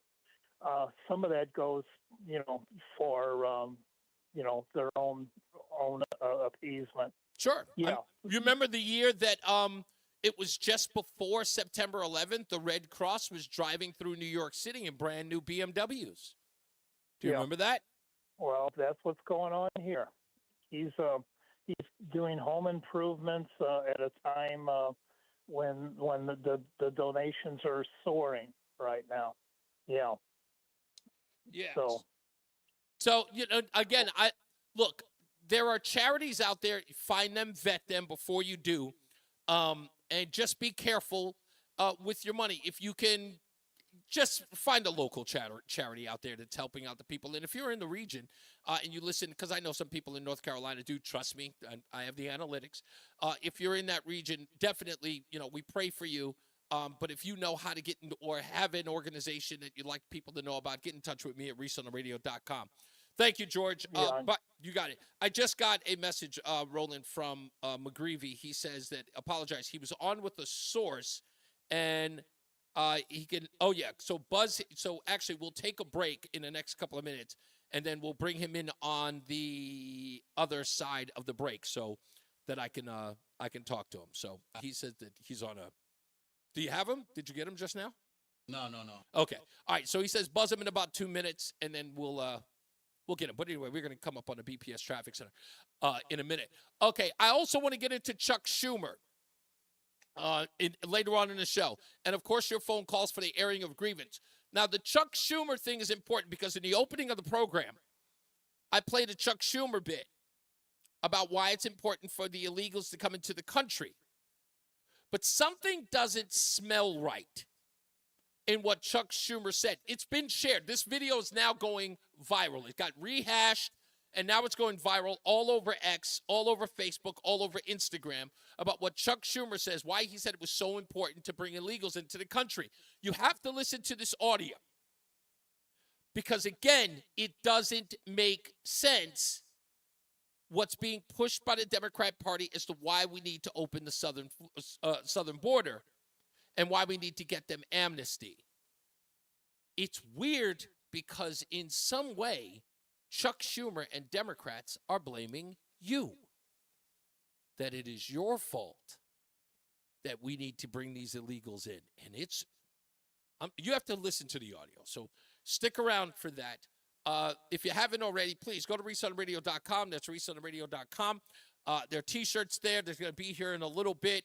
If you'd like to get a T-shirt, please go online and purchase one, or just go look at them and tell me what you think of them. I'd appreciate that. Send us a message. Oh, we got a new video. We got more video content on the site now of weird things that I'm seeing on the internet that you can go to as well. So we're trying to make the website more interactive, that people can go to and actually find content, leave messages, write me notes, and we're going to have a chat room specifically for the website. Now, here's how this works. It's going to be really great. The website is going to be designed to where you can actually, as soon as it pops up, there'll be a pop-up chat line that you can ask Reese on the Radio a question any time of the day, and we'll respond to you. It goes right to me. Just go onto the website. You'll be like, Reese on the Radio, and just go, hey, Reese, what are you doing? Are you having any pasta today? Hey, have you tried any fish yet? You'll be able to answer, and I'll answer you directly, and I'll probably, send you something funny back. We'll have that up later on today. All right? So check out all those things, in your spare time, maybe during the weekend when you get home, and we'll be back. It's time. Let's get to the BPS Traffic Center again with Mark Christopher. Hey, Mark. All right, Reese, thank you very much. Good afternoon to you. Good afternoon, everyone. Well, if you're heading on the southbound side of I-91, we are dealing with an accident in Cromwell right now. It's just south of exit 22N, just south of the Route 9 interchange on 91 South in Cromwell. Right lane is out there. Look for delays kicking back to the Silas Dean Highway, exit 24 in Rocky Hill behind that problem. Now, if you're on the northbound side of I-91, see a little slow traffic as you move between 18 and the Middletown Rest area.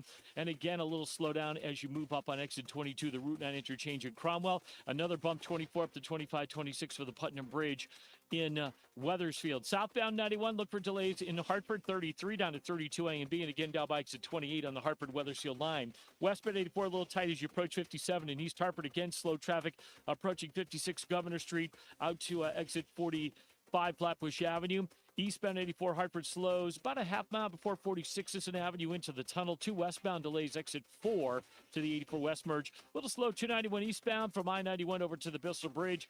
2 westbound slows exit 4 to the 84 West merge in East Hartford. 9 northbound in Middletown, a little tight as you approach the Aragoni Bridge. Heavy traffic eastbound side of 84 approaching 17 up to 18 in Waterbury. Westbound 84 got delays now. It's sluggish and stop and go approaching 26 in Cheshire all the way up to the Mixmaster in Waterbury. On the eastbound side of 84 in Danbury, some tight traffic 3 to 5. Again, 84 eastbound slowing 9 in Newtown up to 11 in Newtown. Southbound Parkway delays 60 down toward the West Rock Tunnel, and 95 South in New Haven is slowing from 46 down to exit 43 in West Haven. Traffic and weather together on the 8's WTIC News Talk 1080. WTIC weather.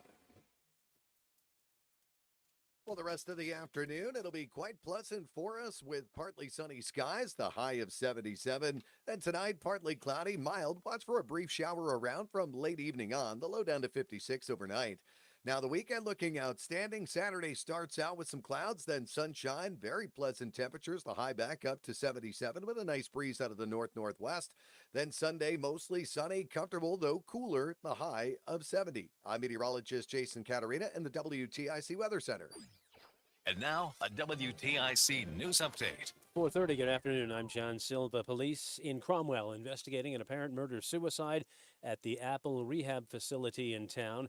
A statement from Apple Rehab says a man, 82-year-old Dennis Brandt, shot his 81-year-old wife Barbara, then took his own life. No threat to the public, say police, and no one else was reported injured. Man accused of stabbing a Woodbury police officer in the neck on Thursday was in court today. Tyler Wilmot is being held on $3 million bond. Police say Officer Tim Wright and Wilmot got into an altercation when the officer was attacked during a traffic stop. The suspect was already out of the car by the time the officer approached. He is expected to recover. More members of Connecticut's National Guard headed to hurricane-ravaged North Carolina. 16 soldiers shipped out today, along with a pair of helicopters loaded with supplies. The death toll now over 220 in a half dozen states. Hartford police investigating the city's 15th homicide of 2024. They're looking at surveillance footage that showed a fight between two men, which ultimately led to the killing of 30-year-old Shavoya Rivers. Israel carried out a series of airstrikes in the southern suburbs of Beirut today. Strikes have also cut off the main border crossing between Lebanon and Syria. And the Connecticut Sun tried to take a 2-1 lead in their WNBA semifinal series tonight against the Minnesota Lynx. Tip-off is 7:30 at the casino. On Wall Street, the Dow finished up 341 points. The Nasdaq gained 219, and the S&P was up 51. NHL's 2024-25 season gets underway tonight. Rangers take on the Islanders. The Devils beat Buffalo 4-1. And again, in the aforementioned WNBA semis, the Lynx at Connecticut, series tied at a game apiece. For these stories and more, go to WTIC.com. I'm John Silva, WTIC 1080 News. Looking for the best ways to prepare for retirement? Then be sure to tune in to Johnson Brunetti's Money Wisdom with Eric Hogarth tomorrow morning at 8:30 right here on WTIC News Talk 1080. Diabetes, high blood pressure, anxiety meds, everyone's on them. If you're a 40-year-old male, maybe a bit porky, and you may even have type 2 diabetes, $1 million of term life insurance may only cost you about $100 a month. Call Term Provider. Speak with Big Lou at 800-239-1749. Big Lou will find a term life policy for you even if you have type 2 diabetes, are overweight, or have high blood pressure. Term Provider has helped thousands of people like you who think they can't afford term life insurance. To buy $1 million of affordable term life for you, all you need to do is call Big Lou at 800-239-1749. Lou will make sure the scales are tipped in your favor. Call 800-239-1749. Big Lou will answer your call and work to fit you into a term life policy that you can afford. Remember, Big Lou's like you. He's on meds too. For affordable term life insurance, call 800-239-1749. 800-239-1749 or biglou.com. Getting quality employees in your company is essential, but finding those people can be a major hassle unless you use ZipRecruiter. ZipRecruiter makes finding quality people a breeze. And right now you can try it for free at ZipRecruiter.com/free. With ZipRecruiter, one You click got him, by sends the your way? job to hundreds of top job sites. But more than Nah, he hasn't called yet. advanced technology identifies the candidates with the skills You want me to try him again? try matches to review, then actively invites them to apply for your job. And the results speak for themselves. 4 out of 5 employers who post on ZipRecruiter get a quality candidate within the first day. That's right, the first day. Now you can focus on your business and let ZipRecruiter do the work finding the best people for you. See for yourself. Experience the ease, efficiency, and power of ZipRecruiter for free. Just go to ZipRecruiter.com/free. That's ZipRecruiter.com/free. ZipRecruiter.com/free. You're listening to Reese on the Radio, filling in today for Todd Feinberg on WTIC News Talk 1080.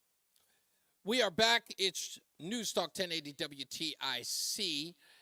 We're going to have, I'm almost certain that we are going to have Bob McGreevy, Rob McGreevy of the Daily Caller News Foundation on the show soon enough.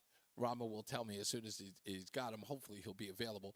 But when we come back, we'll talk about him. We'll talk about the article he's doing on the Secret Service. And, of course, I'll ask him if he was willing to do a feature on what I'm talking about. Again, I think I'm almost certain that I'm right about this. Let me give you an example of what I'm talking about with this whole campaign and why it's a farce. So something told me, do your research, Reese. Don't let history not be your guide. It is your guide. So I went back. What do we know about Barack Obama and his endorsement for president? He did not give his blessing on Kamala Harris, right? So he did that silly little phone call of endorsing. He didn't even do a video. He could have done a video with him and Michelle saying, we endorse Kamala Harris. But no, they did this little cheesy thing where she's on the phone, right? Well, she still has a microphone, lapel microphone on, right? So we know it's staged, so it doesn't even look right. Then he comes out, he's on day number 2 of the DNC talking about her, right? And it's not really, it's not glowing. But then I looked back and I said, Barack Obama endorsed Hillary Clinton. He told Joe Biden, don't run.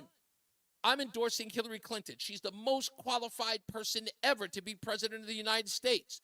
And I look back to find out, when did Barack Obama join Hillary on the campaign trail? Well, it turns out that he showed up on September 12th of 2016, 50 days to Election Day. 50! Barack Obama's not jumping in on a campaign trail for Kamala Harris until next Thursday, a week from yesterday. Next Thursday, he's joining her in Pittsburgh. It'll be 24 days till Election Day. Now, wasn't I the one on this show who brought up, hey, where's Barack Obama? Where's Michelle Obama? Can we get Malia and Sasha out there? Is there an Obama available? Is there a scheduling problem? I was the one who said that. He's finally showing up. 24 days? 50 days it showed up. He did nothing for Hillary's campaign. Nothing. She lost, folks. We all know that. Barack Obama, the most popular Democrat in their party, showed up 50 days before Election Day for Hillary Clinton. It did nothing. Barack showing up at literally the 11th hour? It makes no sense to me. I know I'm onto something. Let's get another check of the traffic with Mark Christopher in the BPS Traffic Center. Hey, Mark. All right, Reese, thank you very much. Good afternoon to you, and good afternoon, everyone. We're still dealing with a crash now. This isn't All right, I got him. just after exit 22N. It's taken out the right lane, and right now look for a heavy traffic back to the Silestein Highway in Rocky Hill behind that and building. Now, if you are going in that direction, stay to the left there to get around there a little bit easier. Northbound side of 91, a little slow by 18 in Meriden. After that, you got some slow traffic from 24 up to 25, 26 for the Putnam Bridge in Wethersfield. If you are traveling southbound 91 into Hartford, delays 33 down to 32 A and B. If you're traveling on the westbound side of 84, a little slow by 57 in East Hartford. Again, 56 Governor Street out to exit 45 Flatbush Avenue. 84 eastbound delays about a half mile before 46 Sisson Avenue into the tunnel. 291 eastbound's a little tight on the Bissell Bridge. 291 through 84, that looks good east of the river. 2 westbound slowing exit 4 to the 84 west merge. 9 northbound is tight Harbor Park to the Aragoni Bridge. 84 eastbound in Waterbury, delays approaching 17 to 18. Westbound 84 slows in Cheshire approaching 26 up to the Mixmaster in Waterbury. 84 eastbound Danbury slowing 3 to 5. Again, 84 eastbound, you got delays by exit 8. And again, 9 up to exit 11 in Newtown. Southbound Parkway slowing by 60 in Hamden. South 95 slows 48 down to 44 in New Haven. Traffic and weather together on the 8s. WTIC News Talk 1080. WTIC weather. As we head through the evening and overnight, it'll be partly cloudy and mild. We'll have a brief shower around from late evening on. The low down to 56. A pleasant day on our Saturday. Some clouds early, then some sunshine. The high up to 77. A nice breeze out of the north-northwest. A little cooler Sunday, but still a nice day to round out the weekend. Mostly sunny skies, the high of 70. Take your umbrella if you're headed out early Monday morning. There'll be a shower in spots early in the morning. Otherwise, breezy with clouds giving way to some sunshine, the high of 67. Cooler Tuesday with sun and a few clouds, the high 65. And Wednesday, mostly sunny. A passing shower in the afternoon, though. a high of 61. Bristol at 72, New London 66, 73 in Hartford. I'm meteorologist Jason Caterina in the WTIC Weather Center. For quality vinyl siding, the Peter L. Brown Company is your best choice. Let us show you the difference a beautifully installed Peter L. Brown vinyl siding job can make. Please visit peterlbrown.com for roofing, siding, windows, and doors. If you're experiencing low energy, brain fog, or bloating, then your body might need a detox. Active Liver from New Nordic makes it easy to detox your body all year long without major changes to your diet or lifestyle. Active Liver is available in stores at CVS or online at Amazon. When loved ones need you, you do whatever it takes to be there. CT Paid Leave offers flexibility to keep up with life's changes with income replacement benefits if you're out of work to care for a loved one, welcome a new child, or address your own health challenges without worrying about how to pay the bills. CT Paid Leave means workers have the ability to focus on their health and their loved ones. CT Paid Leave means stronger families and a stronger workforce. Learn more at ctpaidleave.org. When was the last time disasters strike unexpectedly? Every year, American families lose the one thing they'd run back into a burning building for, their family's memories. Hi, I'm Nick. And I'm Adam. We started Legacy Box to help save your family's most important recorded moments so you don't have to worry. Load Legacy Box with your old movies, film reels, and shoeboxes of photos. We work our digitizing magic, converting those memories right to the cloud so they're safe and accessible forever. It's fast, we always send your originals back, and it's done right here in the USA. Over 1 million families have trusted Legacy Box. Better Homes and Garden, Real Simple, and Inc. magazine are all talking about Legacy Box. New York Times columnist David Pogue says, have them digitized. I wish I'd done it sooner. Take action. Save your family's memories today with Legacy Box. And 10 coming right in. /value to get an incredible 50% off your Legacy Box. That's legacybox.com/value for 50% off while supplies last. Legacybox.com/value. It is your girl, Cammie. And I want you to know that when I listen to the radio, okay, I listen to Reese on the Radio. We're back. It's Reese on the Radio, News Talk 1080 WTIC. And finally on the phone with us is none other than our good friend Rob McGreevy, friend to the room from the Daily Caller News Foundation. How we doing there, Rob? I'm doing well, Reese. Good to be honest. Sorry about the... Don't worry about it. The source is a source. Of course, of course. Was it a good source? We're going to get some dirt. Does it have to do with P. Diddy? No, I'm kidding. No. I'm luckily not involved in that one. But, yeah, I can't talk about this one just yet. But if it pans out what I think it's going to be, it's going to be pretty big. So okay. I'll keep you posted on that. All right. Yeah, definitely. Please keep us in the loop. So I want to talk to you. I know you got an article that's out now about the Secret Service. I also noticed you have another article that was talking about how Democrats want, or at least MSNBC for that matter, but then again, I repeat myself, want to get Kamala Harris on the campaign trail to talk more, to do more interviews. But you're late, and this was the part I'm supposed to ask you about. So we'll get into your article a little bit. We'll keep you over if necessary. But I want to ask you this. Listen. You do this, you cover this stuff. The Daily Caller has covered this ad nauseum. Of course, it's election time. Sometimes we overkill. But I've got an angle that I want you to consider. Just hear me out, okay? Sure. I do not believe that the Kamala Harris campaign is for real. I think it's a farce. Let me give you the end of my theory and then explain what I mean. I believe that the Democrats really want to put up their standard bearers, if you would, in 2028. Gavin Newsom, Josh Shapiro, Pritzker, everybody else, right? The real big dogs. I believe they're looking for 2028. Why? Because Donald Trump is, in essence, he's a lame duck. He'll be there for 4 years, and whoever he puts up after the fact, even if it's J.D. Vance, they're going to put up, the Democrats, they're going to put up their big dogs. Gavin Newsom is, in essence, the heir apparent. I don't think they've ever wanted Kamala Harris to be the ipso facto titular leader of the Democrat Party. Why? Now, why do I say all that? Every move that this campaign has made has been disastrous. It's been like stuff that doesn't make any sense, especially with the people who are running this campaign. What do I mean? The people who ran the 2008 and 2012 campaigns for Barack Obama. They are running this campaign like in essence, they're throwing stuff against the wall. They're doing it like they've never done it before.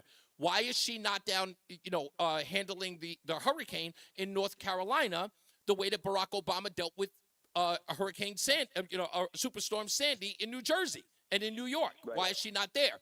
Why is it that they got somebody like Tim Walz, who clearly, if you vetted, is far worse than getting a Josh Shapiro, even with the anti-Semitism in the party.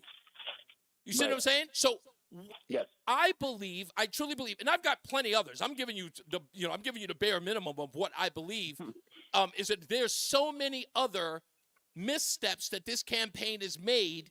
Don't forget, let's use the obvious, the whole disappearing act of her campaign, not doing any interviews, not doing very scarce about doing private interviews or even press conferences. These are things that no one would have done in the Obama campaign, much less would have never done in Hillary Clinton's campaign. So what's the thesis here, basically? The thesis here is that this... No, I don't believe that this campaign is meant to win. I believe they just put her out there. They're making all these mistakes because the real election for the Democrats is 2028 with Gavin Newsom, Josh Shapiro, and every other person they've got on the bench in 2028. Right. Well, I definitely agree that their 28 ticket is going to be stronger no matter what. Right. It really can't get much worse than what they've been throwing out the past 6 years. And remember, they don't have the momentum. They don't have the cult of personality of Donald Trump to run against. Right. But, despite all that, it's still looking like it's going to be about a toss-up of an election. I don't believe it. I think the numbers are fudging. I think they're fudging them. Yeah. I could see it. And listen, Donald Trump in both previous elections was obviously the victim of inaccurate polling. So I definitely see where you're coming from. I don't know. I don't think Kamala Harris was anyone's first choice, anyone's belief that I think Biden almost inherently chose her as a poison pill, and I've said this with you before, as a failsafe so that he couldn't get booted, and it didn't work. Right. But I think they picked her up and said, listen, we're going to try to salvage the best of what we got here, and yeah, I agree that I don't think anyone in the Democratic machine, whether it be Pelosi or Schumer or the Obamas behind the scene, I don't think any of them looked at Kamala Harris as the heir apparent. Right. I think if she does win, and I still do believe she has a chance, whether it's 50-50. Really? You really believe 60-40. I do. I think, the Democrats still control so many cultural institutions, so much of the media that they have still managed to paint, Donald Trump as the monster that they want him to be. And I think Americans are doing a better job of standing up to that message and kind of rejecting the propaganda this time around. But it's still pretty, it's pretty nonstop. There's an endless flood of, like the article I wrote, all these liberal pundits saying, no, of course Kamala doesn't have to do media. Why would she do media? Essentially doing DNC, PR work for her. And then as soon as she does one interview that not only it didn't even go well, it just didn't crash and burn. They all say, she should be doing more media. But every time she shows up, even when she goes to these, favorable places, right, these places that are obviously rooting for her, doing everything they can to carry her water, she still bombs repeatedly. And if you really kind of check the temperature all over the place, even within the African-American community, first of all, her numbers in the African-American community, the fact that they're lower than Joe Biden's and lower than Hillary Clinton's, and she's the alleged... Billy, got a problem here. What happened? I got you. Oh, no. Roland's telling me there's a problem. Oh, no, I'm not talking to you. Oh, okay. Roland, your microphone's on. I can hear you. All right. So even with all of the even with all of that, she's polling poorly in all of those numbers. She's polling poorly with African Americans, which again makes no sense because Joe Biden did worse than Hillary Clinton. The fact that the alleged first black, female president is doing worse than Joe Biden is doing says that the writing's on the wall. And no one's even seems to be appealing to the African-American community. Only thing they've got is that she's, putting collard greens in a bathtub. There's no real effort. I'm just serious. As a black man, I know that Barack Obama, even Hillary Clinton showed up on shows like The Breakfast Club and said she had, hot sauce in her purse. For crying out loud, she put more of an effort to black media than Kamala Harris is doing. Yeah. Well, last time she was on the Breakfast Club, they, to the degree that they could, I mean, they're not a political outfit, but they still held her feet to the fire on multiple occasions and kind of produced some pretty poor moments for her that still get cited. The whole, laughing about smoking weed after she locked up thousands of people for doing it, lying about the fact that she listened to Snoop Dogg in college when his album didn't come out till after she graduated. Exactly. She's not good at thinking on her feet. She is not. She can't be put in a position. And, black media doesn't really have to be beholden to the sort of cultural bugaboos that, left-wing white media have to, do their little white guilt forgiveness songs to black candidates. Black media, they're being called out. That's why, Rob. Right. By the way, we're on the phone with Rob McGreevy of the Daily Caller News Foundation. We'll get into his thing in a second, I promise. But first of all, black media their feet is collectively being held to the fire. Why? Because the people who read their magazines or watch their television shows, those people are now calling them out, going, "You can't just endorse this woman because you think she's black." And they won't stand for it. In fact, there's been sort of not just a pushback, there's been an absolute revolt against these media outfits in the black community. They're just saying collard greens isn't going to cut it this time around. It's just true. Right. So I don't know. I just, like I said, I would love you guys to cover just a little bit. Cover some of the theories that I'm talking, just every misstep of this camp. Just if someone is on your team, just to look at it.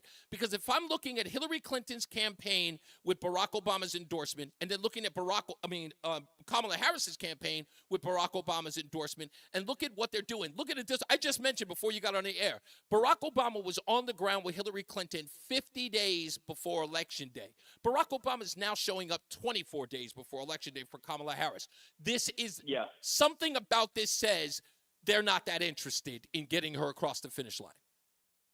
Yeah, I don't disagree with that. I think you make a good point. I don't know if it's sort of whole cloth, like we're trying to run a candidate that we want to lose. I think that they're just why not making the best of a bad situation. Oh, really. That might be true. Yeah, I believe. Listen, nobody would want. You don't want Gavin Newsom to go up against Donald Trump when he's the most popular he's ever been.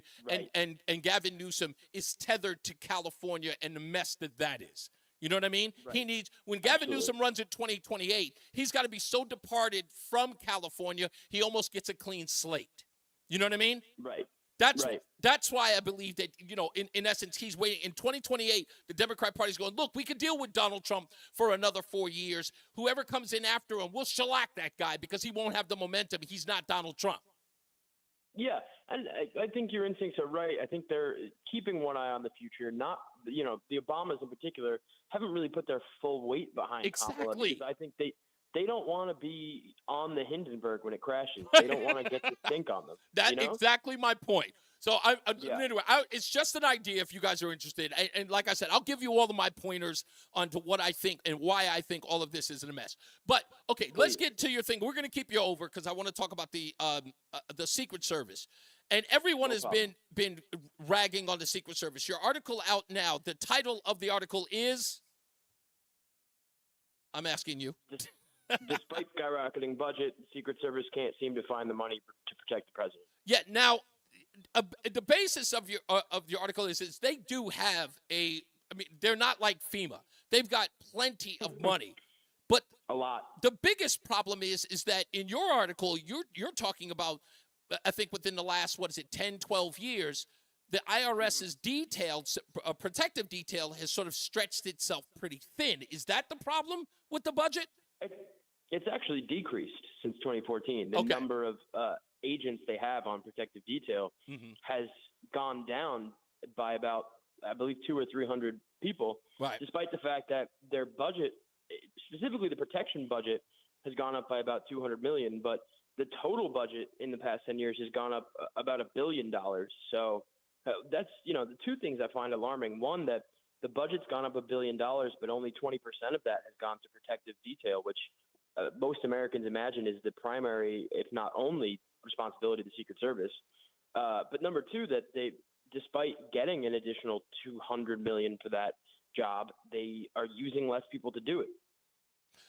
They're using less people to do it. my question about your article is there wasn't a lot of talk about whether or not equity has played a role in some of its problems with budgeting or what they're using their money for. What did you find out, if anywhere, on those realms, or did that lead to a dead end? I wouldn't necessarily say a dead end as much as I would say some of the people I spoke to off the record and people that I would normally have on the record either didn't want to talk about that element, didn't have enough information about it. Gotcha. It's entirely possible that it is really not. Listen, and I've written other stories about this that your readers can look at. The Secret Service is, like every federal agency, doing DEI, having mandates, bringing in, making sure they have a quota for the number of women, the number of people of color. Right. Not just within the agency, but on protective detail. And we talked about, the memes that went viral of the women protecting Trump. And so that's definitely a thing. I don't know. I wasn't personally able to find the money allocated to it. And the Secret Service is actually pretty transparent relative to other federal agencies about how they spend their money. Now, there were some outlays that I detailed in terms of professional training, headquarters, management and administration, mission support. Those could be places where they're hiding, their DEI stuff.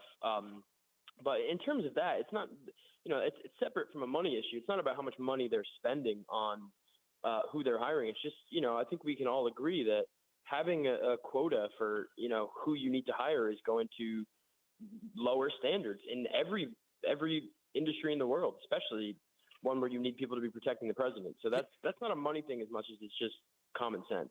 All right, when we get back, I want to talk a little bit more about this because you had this one quote in there. It says, we have finite resources. This coming from the acting director, Ronald Lowe. He says, we have finite resources, and we're stretching those resources to their maximum right now. But your reporting suggests that that's not, well, we don't know if they're stretching them. We just know that they have more money. How could they possibly be stretching them? So I want to talk. I want to talk to you a little bit about that, and his claims versus, of course, the budget when we return. So stick around. Sure. We're gonna talk more with Rob McGreevy from the Daily Caller News Foundation about his article about the Secret Service claiming that they don't have any resources, even though the budget has jumped pretty high. It's $200 million. All right, let's get into another check of the traffic with Mark Christopher in the BPS Traffic Center. Hey, Mark. Hey, Reese, thank you very much. Good afternoon. And if you're heading into downtown Hartford right now on the southbound side of I-91, look for slow traffic as you move down. Roland, you didn't know your mic was open? This dude, Bob, coming in here fucking with shit. Down to What 20. happened? He trying to fix something on wide orbit. Gone. And he's out clicking buttons and lose well. I'm like, dude, you can't do. He always seems to want to fix something when I'm on air. I'm like, dog, you can't wait till like after hours or before hours. You gotta wait till I'm mid-air. Oh, I gotta get this done. 384, that's moving well east of the river. 2 westbound's a little slow. Exit 4 to the 84 west merge in East Hartford. 9 northbound is slowing at the Aragoni Bridge in Middletown. 84 eastbound in Waterbury, a little tight by 18. Westbound 84 slowing from 26 in Cheshire, sluggish right up to the Mixmaster in Waterbury. 84 eastbound in Danbury, tight 3 to 5. Again, 84 eastbound is slowing from 8 in Danbury out to exit 11. You got it. South 95, New Haven slows Q Bridge down to 43. In West Haven and 91 in the Parkway Good Ride heading down in toward New Haven. Traffic and weather together on the 8's WTIC News Talk 1080. WTIC weather. For the rest of our Friday afternoon, it remains partly sunny and very pleasant, the high peaking at 77. And tonight, under partly cloudy skies, well, we'll have a mild night with a brief shower around from late evening on, the low down to 56. The weekend looking pretty nice. Saturday, the warmer of the 2 days, pleasant with some clouds, then sunshine Saturday, a nice breeze out of the north-northwest, the high of 77. Clear skies and cool temps Saturday night, the low down to 47. For Sunday, mostly sunny, comfortable, but cooler, the high peaking at 70. There'll be a light breeze out of the southeast. Monday, probably want to take the umbrella when you head out the door as a just in case. We'll have a shower in spots early in the morning. Otherwise, sun and some clouds, the high of 67. A touch cooler Tuesday, but a very nice looking day. Sunshine, a few clouds, the high 65. Mostly sunny on Wednesday, though there'll be a passing shower possible in the afternoon, the high 61. I'm meteorologist Jason Caterina in the WTIC Weather Center. Get a head start to your day with WTIC News Talk 1080. Listen to us live on the Odyssey app before you even hit the road. Get the breakdown on the biggest news stories that Connecticut is talking about. To get started, download the Odyssey app and search for WTIC News Talk 1080. WTIC is 99 and throwing a year-long celebration to 100 years on the air. This is WTIC and WTIC FM HD2 Hartford. Always live on the free Odyssey app. 5 o'clock, Hartford temperature 72 degrees. Good afternoon. I'm John Silva. WTIC 1080 News. 2 people are dead after an apparent murder-suicide in Cromwell at a nursing home today. Here's WTIC's Dave Mager. This happened at Apple Rehab on Berlin Road. Police confirmed the shooting at around 11 a.m. A nursing home official says the victim was an 81-year-old woman killed by her husband, who then turned the gun on himself. The woman was a 3-year resident of the facility with no roommate. There were no witnesses. Also, Apple Rehab says there were no known previous threats. Counseling services are being made available to staff and residents as they try to deal with the incident. Dave Mager, WTIC 1080 News. A man who allegedly stabbed a Woodbury police officer in the neck on Thursday was in court today. Tyler Wilmot is charged with attempted murder, being held on $3 million bond. All stems from a traffic stop yesterday that turned violent. When the officer approached the vehicle, the suspect was already out. Altercation ensued. The officer was stabbed in the neck, rushed to an area hospital. He is expected to recover. Wilmot, the suspect, was taken down with a taser and ultimately arrested. Connecticut's 2 U.S. senators say Democratic gun policies are working. They cite the bipartisan Safer Communities Act passed 2 years ago, and they expect more progress as a result of President Biden's recent executive order cracking down on ghost guns and promoting safe gun storage. Senator Chris Murphy spoke at a news conference in Hartford today. What we are proving in the 2 years since we passed the Bipartisan Safer Communities Act is that if you get serious about gun trafficking, if you get serious about supporting community anti-gun violence work, if you get serious about keeping guns away from dangerous people, you can have a big impact on gun violence rates. Violent crime fell 3% last year in the U.S., according to the FBI. The city of Hartford is reporting a 50% drop in homicides from this point a year ago. Employers added 254,000 jobs last month. That was much stronger than analysts had predicted, and it was a dramatic increase over the month prior. President Biden earlier this afternoon. The simple fact is we've gone from economy in crisis to literally having the strongest economy in the world. The unemployment rate dropped for a second straight month from 4.2% in August to 4.1% in September. Fighting between Israel and Hamas, much of what is happening in southern Lebanon still not clear. I haven't heard of any big troop movements. There have been skirmishes on the Lebanese side along the border, and Hezbollah has fired rockets, so it does appear that they have some left. That is CBS correspondent Liz Palmer in Tel Aviv. Connecticut's leaders giving voters a heads up concerning the upcoming election. Among things to look out for, a question on every ballot that will appear across the state asking if the state constitution should be amended to give each voter the opportunity or the ability to vote by absentee ballot. Lieutenant Governor Susan Bysowitz explains that the current rule allows only for certain circumstances. In our state constitution, there are specific reasons where voters are allowed to vote by absentee ballot, and those include that you'll be out of town, that you are ill, or that you have a religious practice that prevents you from voting on that day. She stresses that the placement of the ballot question may differ from one city to another, and she's advising that voters look at the front and the back of each ballot so they can find that question. Checking Wall Street, the Dow finished up 341 points today. The Nasdaq gained 219 and the S&P was up 51 points. For these stories and more, go to WTIC.com. I'm John Silva, WTIC 1080 News. Attention! If you owe money to the IRS, this is an urgent message. The IRS is cracking down by sending out heart-stopping letters, aggressively garnishing paychecks, seizing bank accounts, and putting liens on homes and businesses. They call it enforced compliance, and you better watch out because penalties 40 seconds. paid taxes compound daily, making it seem impossible to ever get out of debt. Don't let the tax debt destroy your life. You need to call Optima Tax Relief, the #1 tax resolution firm. They're experts in the Fresh Start Initiative, one of the biggest breaks that the IRS has ever offered. If you qualify, you could save thousands. Optima's resolved over $1 billion of tax debt for their clients. A+ rated with the Better Business Bureau, they'll fight to get you the best deal possible. Call Optima now for a free consultation. Call 800-953-1788. And 10, coming ready. 1788. 800-953-1788. Tax relief. Some restrictions apply. For complete details, please visit OptimaTaxRelief.com. You're listening to Reese on the Radio, filling in today for Todd Feinberg on WTIC News Talk 1080. We are back. ReeseOnTheRadio.com. News Talk 1080 WTIC. We're on the phone with Rob McGreevy of the Daily Caller News Foundation. His article in the Daily Caller today is titled, "Despite Skyrocketing Budget, Secret Service can't seem to find the money to protect the president." So this article that you wrote, there's this quote from the acting director, who I know is never going to get the job ever. He is not going to be the director. He says, quote, "We have finite resources, and we're stretching those resources to their maximum right now, which is going to require us to replace these assets." What in God's name is Ronald Rowe talking about, Rob McGreevy? It's a good question. I'd love to ask him that myself. He did in the same press conference outline that they're hiring about 400 new agents. Mm-hmm. The new continuing resolution that Mike Johnson signed off on allocates an additional $230 million for the agency.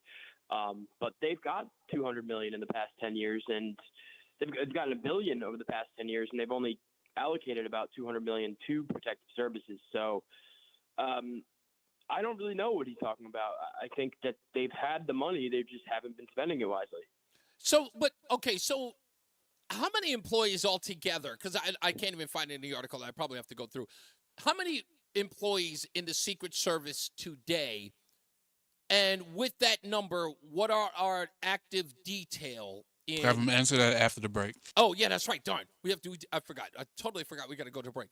Okay, so my next question is, give me the number. When we come back, I want the numbers of the actual employees there, and then how much of those employees, or the total employees, are on active detail or protective detail, I should say, when we return. I'm going to look at it and look at it myself because I want to get a breakdown of that number and find out what the problem is, because there's something else you mentioned in the article about the other job of the Secret Service, which has to do with financial crime. But we'll get into that after the BPS Traffic Center with Mark Christopher. Hey, Mark.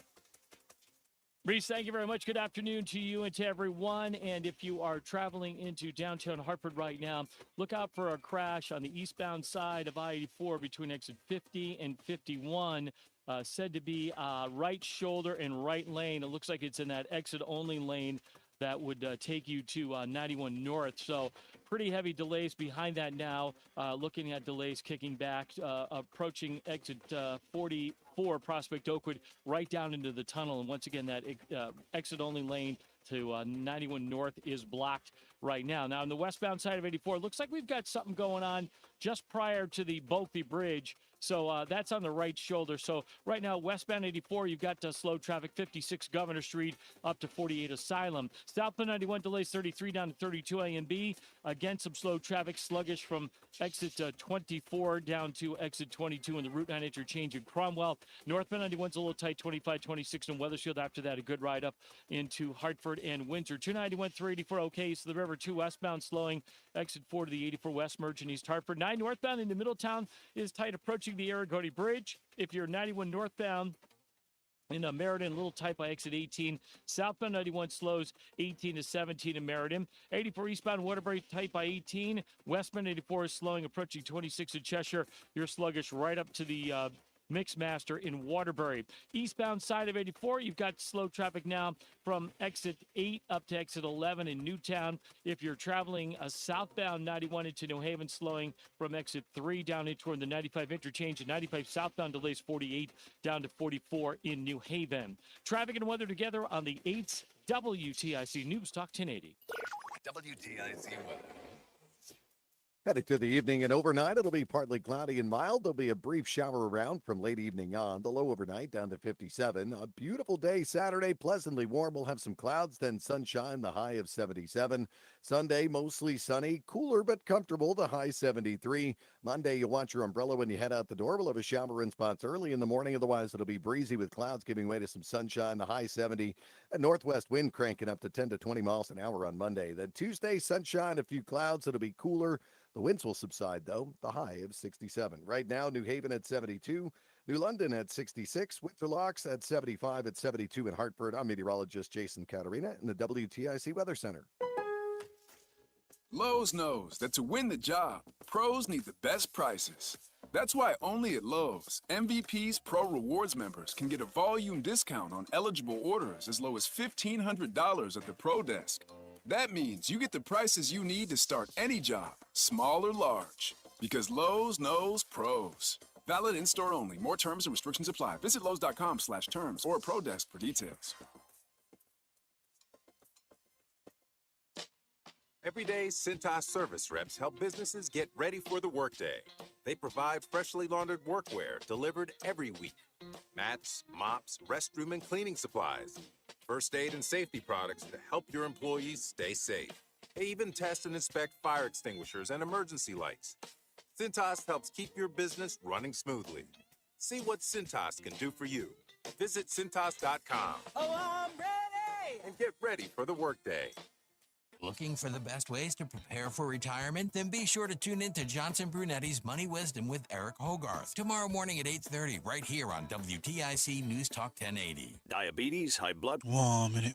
Meds, everyone's on them. If you're a 50-year-old male, maybe a bit porky, and you may even have type 2 diabetes, $1 million of term insurance may only cost you about $200 a month. Call Term Provider. Speak with Big Lou at 800-511-3535. Big Lou will find a term life policy for you even if you have type 2 diabetes, are overweight, or have high blood pressure. Term Provider has helped thousands of people like you who think they can't afford term life insurance. To buy $1 million of affordable term life for you, all you need to do is call Big Lou at 800-511-3535. Lou will make sure the scales are tipped in your favor. Call 800-511-3535. Big Lou will answer your call and work to fit you into a term life policy that you can afford. Remember, Lou, he's on meds too. Call 800-511-3535, 800-511-3535, or biglou.com. It's Reese on the radio. And don't say we didn't warn you on News Talk 1080 WTIC. We're back with Rob McGreevy of the Daily Caller News Foundation and his article about the Secret Service and its budget. I found it. So they currently have 8,100 employees as of 2024. That's up from 6,500 employees back in 2014. And they list 3,671 as its protective operations. Is that correct? Right. Okay. Yes. So now protective operations could mean on the ground protective detail, as well as office investigations as well with pertaining to protective detail, right? No, investigations wouldn't be part of protective. Okay. That's a separate outline. Okay. So with those numbers and again, 3,671, that seems like a lot of officers, like a lot of people who are on protective details. So what's the problem that they don't have enough? If you're listening to them, it sounds like they're working with a skeleton crew. Did you get that impression? Well, you do get that impression. And, part of it is because at this point in 2024, there's a massive number of people who require, that's a subjective word. But there's a lot of people who they do protect now. You have family members of the Biden administration. You have former administration officials from past administrations, like I know Mike Pompeo still gets Secret Service protection because of threats from Iran. So there's a pretty large umbrella of protectorates that the Secret Service has to worry about. And, you know, there's a conversation about how many people really actually need this protection. And then there's a conversation about, well, what's our priorities? Does this person need 5 agents? Do they need 2? I mean, you know, Jill Biden had an event some 100 miles from Butler, Pennsylvania on the same day as Trump got shot. She was in Pittsburgh. Right. And she had an outfit with her as well. And as far as I've been able to tell, it's about the same package that she had that Trump did, because as a member technically of a sitting administration, as the first lady, you're supposed to be entitled to the most robust package available. Right. And so I'm not saying or advocating for the first lady to get less. What I'm saying is that there are a whole host that I believe the number was 29 or 31. It could have even been 39. I have to go back and check my notes. Right. But it's at least 29 people right now are listed under the Secret Service's protection. That's a lot. Yeah. Now it's way less than 3,671.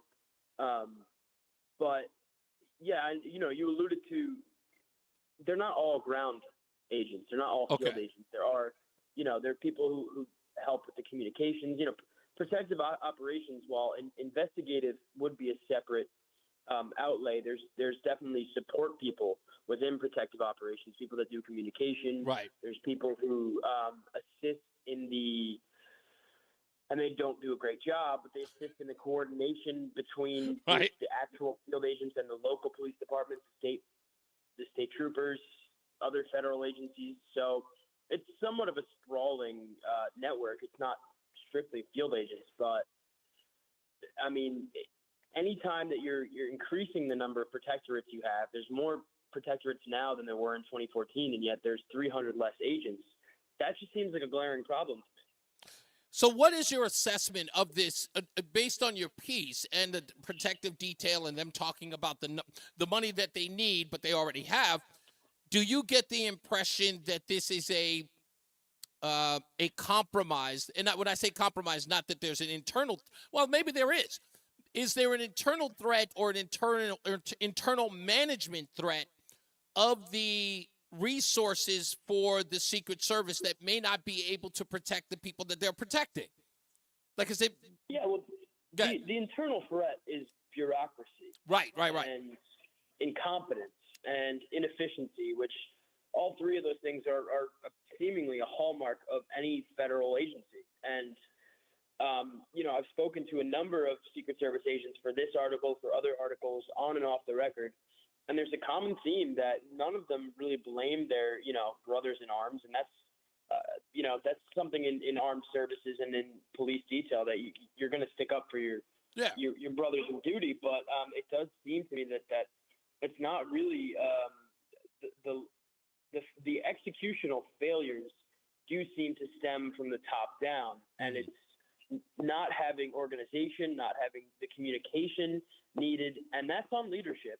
And it has been really indicated to me that the people who are running things are not rising the ranks because they're uber confident. They're good at playing the game. They're political. They know the right people. They know what hands to shake, what hands to grease, and how to work their way into positions of leadership. And that's classic bureaucracy. And so I think, I'm not going to expressly say this about Kim Cheadle, who stepped down, but it's been indicated to me about a number of the past administrators of the Secret Service that they're not really fully equipped to respond to, the issues that happened in Butler, the issues that have been plaguing the agency since January 6th. They're all things that field agents have brought up to their leaders and have been wholly ignored, about bad communication, about bad equipment, about the walkies. We're not on the right channels. We're not setting up early enough. We're protecting too many people. These are all concerns that have been relayed time and time again and just wholly ignored because the people at the top are far more concerned with making a career for themselves than they are actually doing the work. We're on the phone with Rob McGreevy of the Daily Caller News Foundation. Let me ask you this before we move on to the other article. And I noticed this in the FBI. I spoke extensively with Stephen Friend, who was one of the whistleblowers of the FBI. I'm sure you're familiar with him. Yes. And I talked to Greg Dillon, who wrote the book Thin Blue Lie. He was also a whistleblower for against the FBI. Fought them long and hard to get. He wrote a great book, by the way. Pick it up. It's a really, really good book. And what I've noticed in every one of their stories, I feel like the brass of these organizations, the FBI, the Secret Service, we're starting to learn about that now. Other departments, sort of like HHS and Department of Homeland Security, I apologize. But these particular, even if FBI, I'm sorry, we're finding out that these people who are the top brass are not, they're not rank and file FBI people. They're more politician/bureaucrat. Are you getting that impression from this? Because I know that's in the FBI. I know that's in DHS. I know that's in DNI. Yes. No, 100%. I mean, and that really seems like the issue is they don't really have an understanding of how things work from the inside. That's been indicated to me by everyone I've spoken to. Is they're not people that are have worked a beat. They don't really know from the perspective of the field agents. They know, again, how to play the game, how to be politicians, and that's that needs to be disincentivized. Right. Yeah, because what I'm hearing from Stephen Friend, the way he breaks it down, and even as Greg Dillon broke it down to me, it seems like the people that they're answering to are people who have been inserted into the role of, this leadership, right? They did not rise through the ranks. And the guys who have, I'm listening, and most of these whistleblowers who are coming forward, you hear their testimony and they start talking about their record and their involvement in the agencies that they're now whistleblowing on. Some of these guys have 15, 20, 30 years of experience. And I'm looking at these guys going, how is this guy not the head of the FBI or said agency? This guy's got, he's done the work detail. He's been, he's done the foot patrols. He's done the personal details. This guy knows the ins and out, threat assessment, all of that stuff. This is the John McClane that we should have moving up in the ranks. Instead, we've got, these guys who are being pulled from, I think if I'm right about this, they pulled Kim Cheadle from where? Doritos? Like she was a security. Yeah. Like she was pulled out from some private industry. She didn't even rise in the ranks of Secret Service.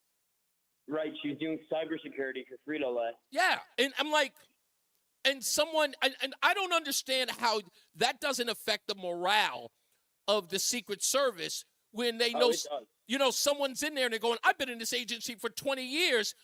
And this woman from Frito-Lay just gets injected. I've had jobs that people have done that. They pulled people off the street while I was vying for that position.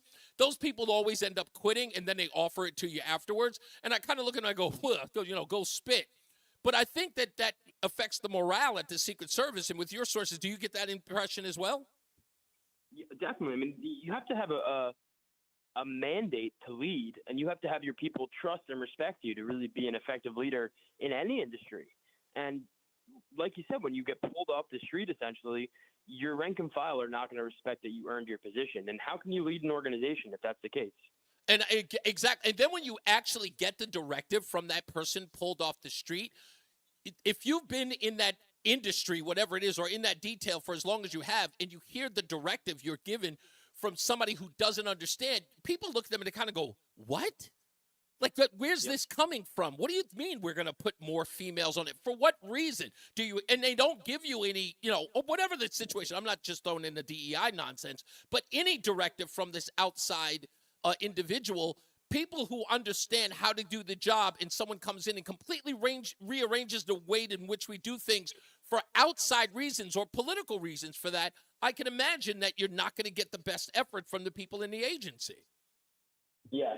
No, totally. I mean, you need, for something as big of a mission as keeping the president of the United States and past presidents safe, everyone needs to be on the same page, and there has to be buy-in.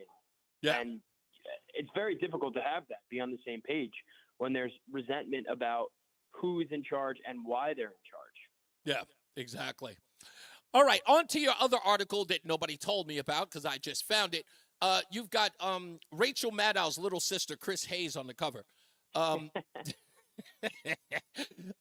Even liberal media wants Kamala to do more press, but not for the reason you think.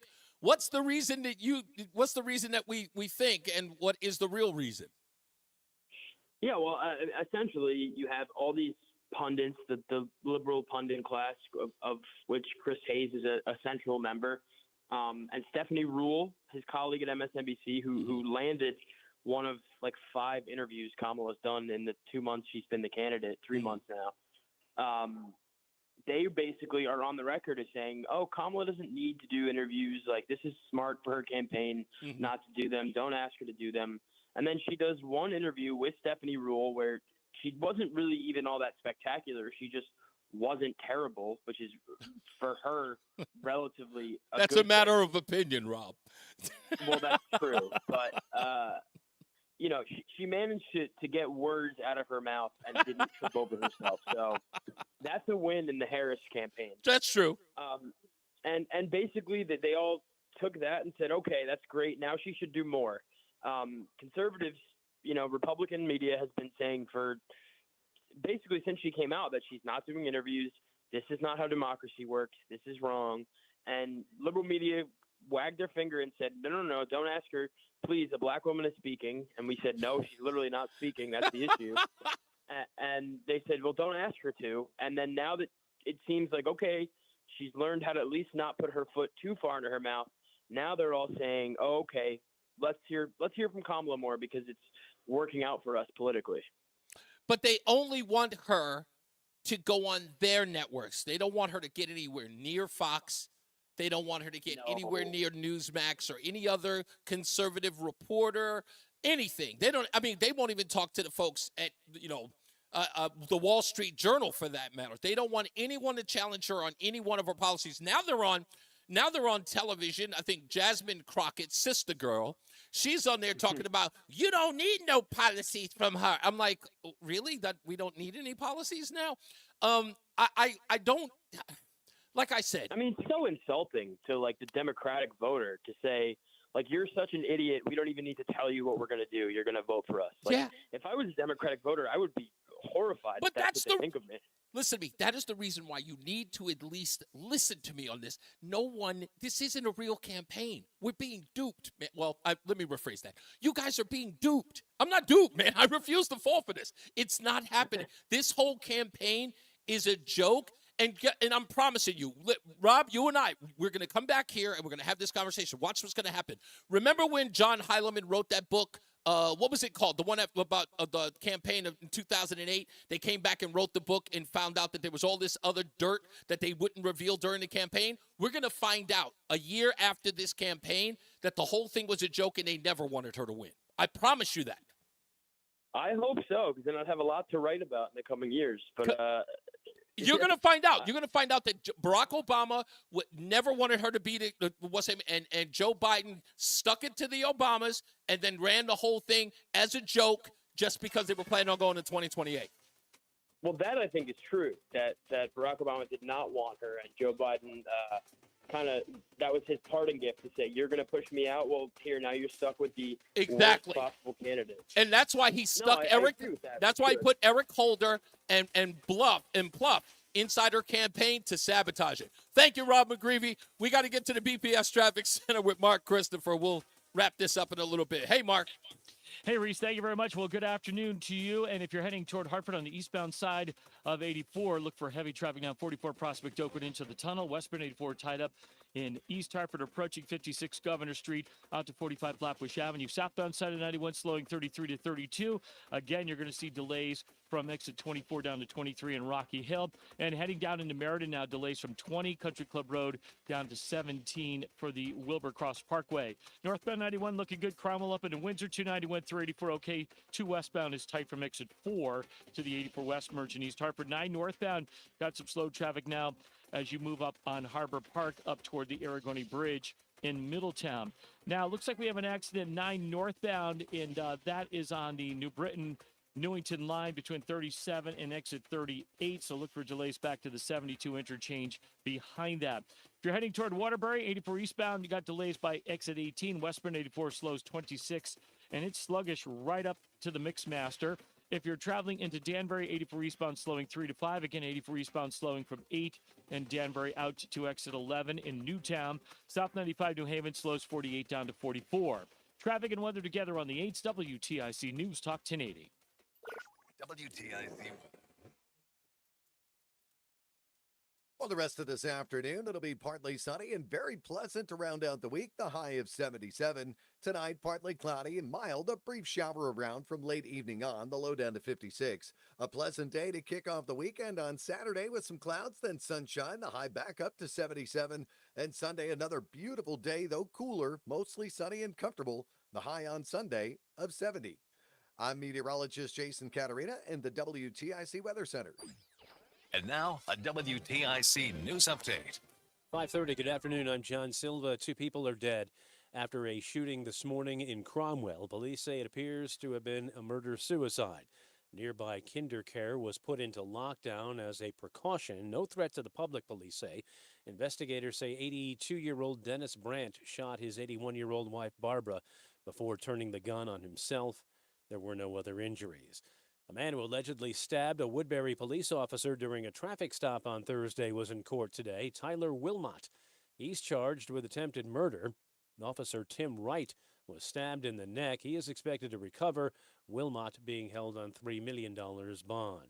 A statewide gun buyback takes place tomorrow. Police departments across Connecticut will Think they beat him down? Firearms in exchange for gift Without a cards. doubt. Gun safes will also be made. Can't be stabbing up police now. Police are working in concert with Newtown Action Alliance on this. Israel has carried out a series of airstrikes in the southern suburbs of Beirut.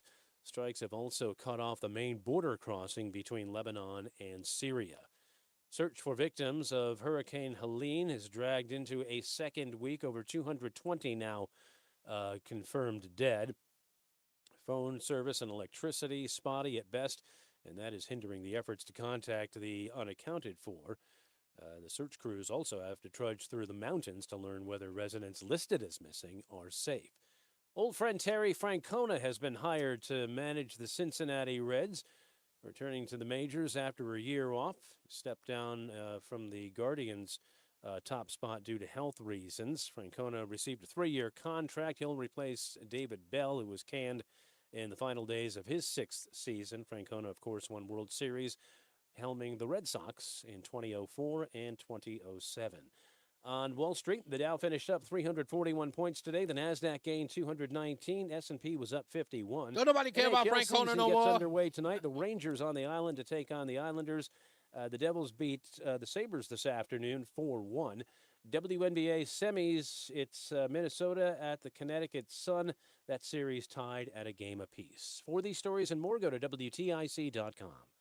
I'm John Silva, WTIC 1080 News. We hear a lot from our patients after we've successfully treated their erectile dysfunction. But one thing we hear the most is, why didn't I get treated sooner? This is Dale for Northeast Men's Health. And if you're suffering with ED and all the emotional and relationship problems it causes, don't wait. Call us today. ED is simply a medical condition like any other. And for most men, it's fully treatable, which means you can get your sex life back. And I'm not talking about sex that's just okay, by the way. I'm talking great sex, with the ability to enjoy intimacy without the anxiety that affects so many men who have ED. In fact, you might even find you're performing like you haven't in years. In Northeast Men's Health, we're ED experts. We've treated thousands of men with protocols that are successful in well over 90% of cases. And we have a variety of treatments and treatment combinations so you get the one that's right for you. So stop waiting and call us. Your first visit includes blood work, a medical consult, and if medically advised, a test dose. And if that test dose doesn't work in the office, your visit is free. Call 800-930-5956. That's 800-930-5956. Or go to northeastmenshealth.com. Wesley Financial Group is not a law firm.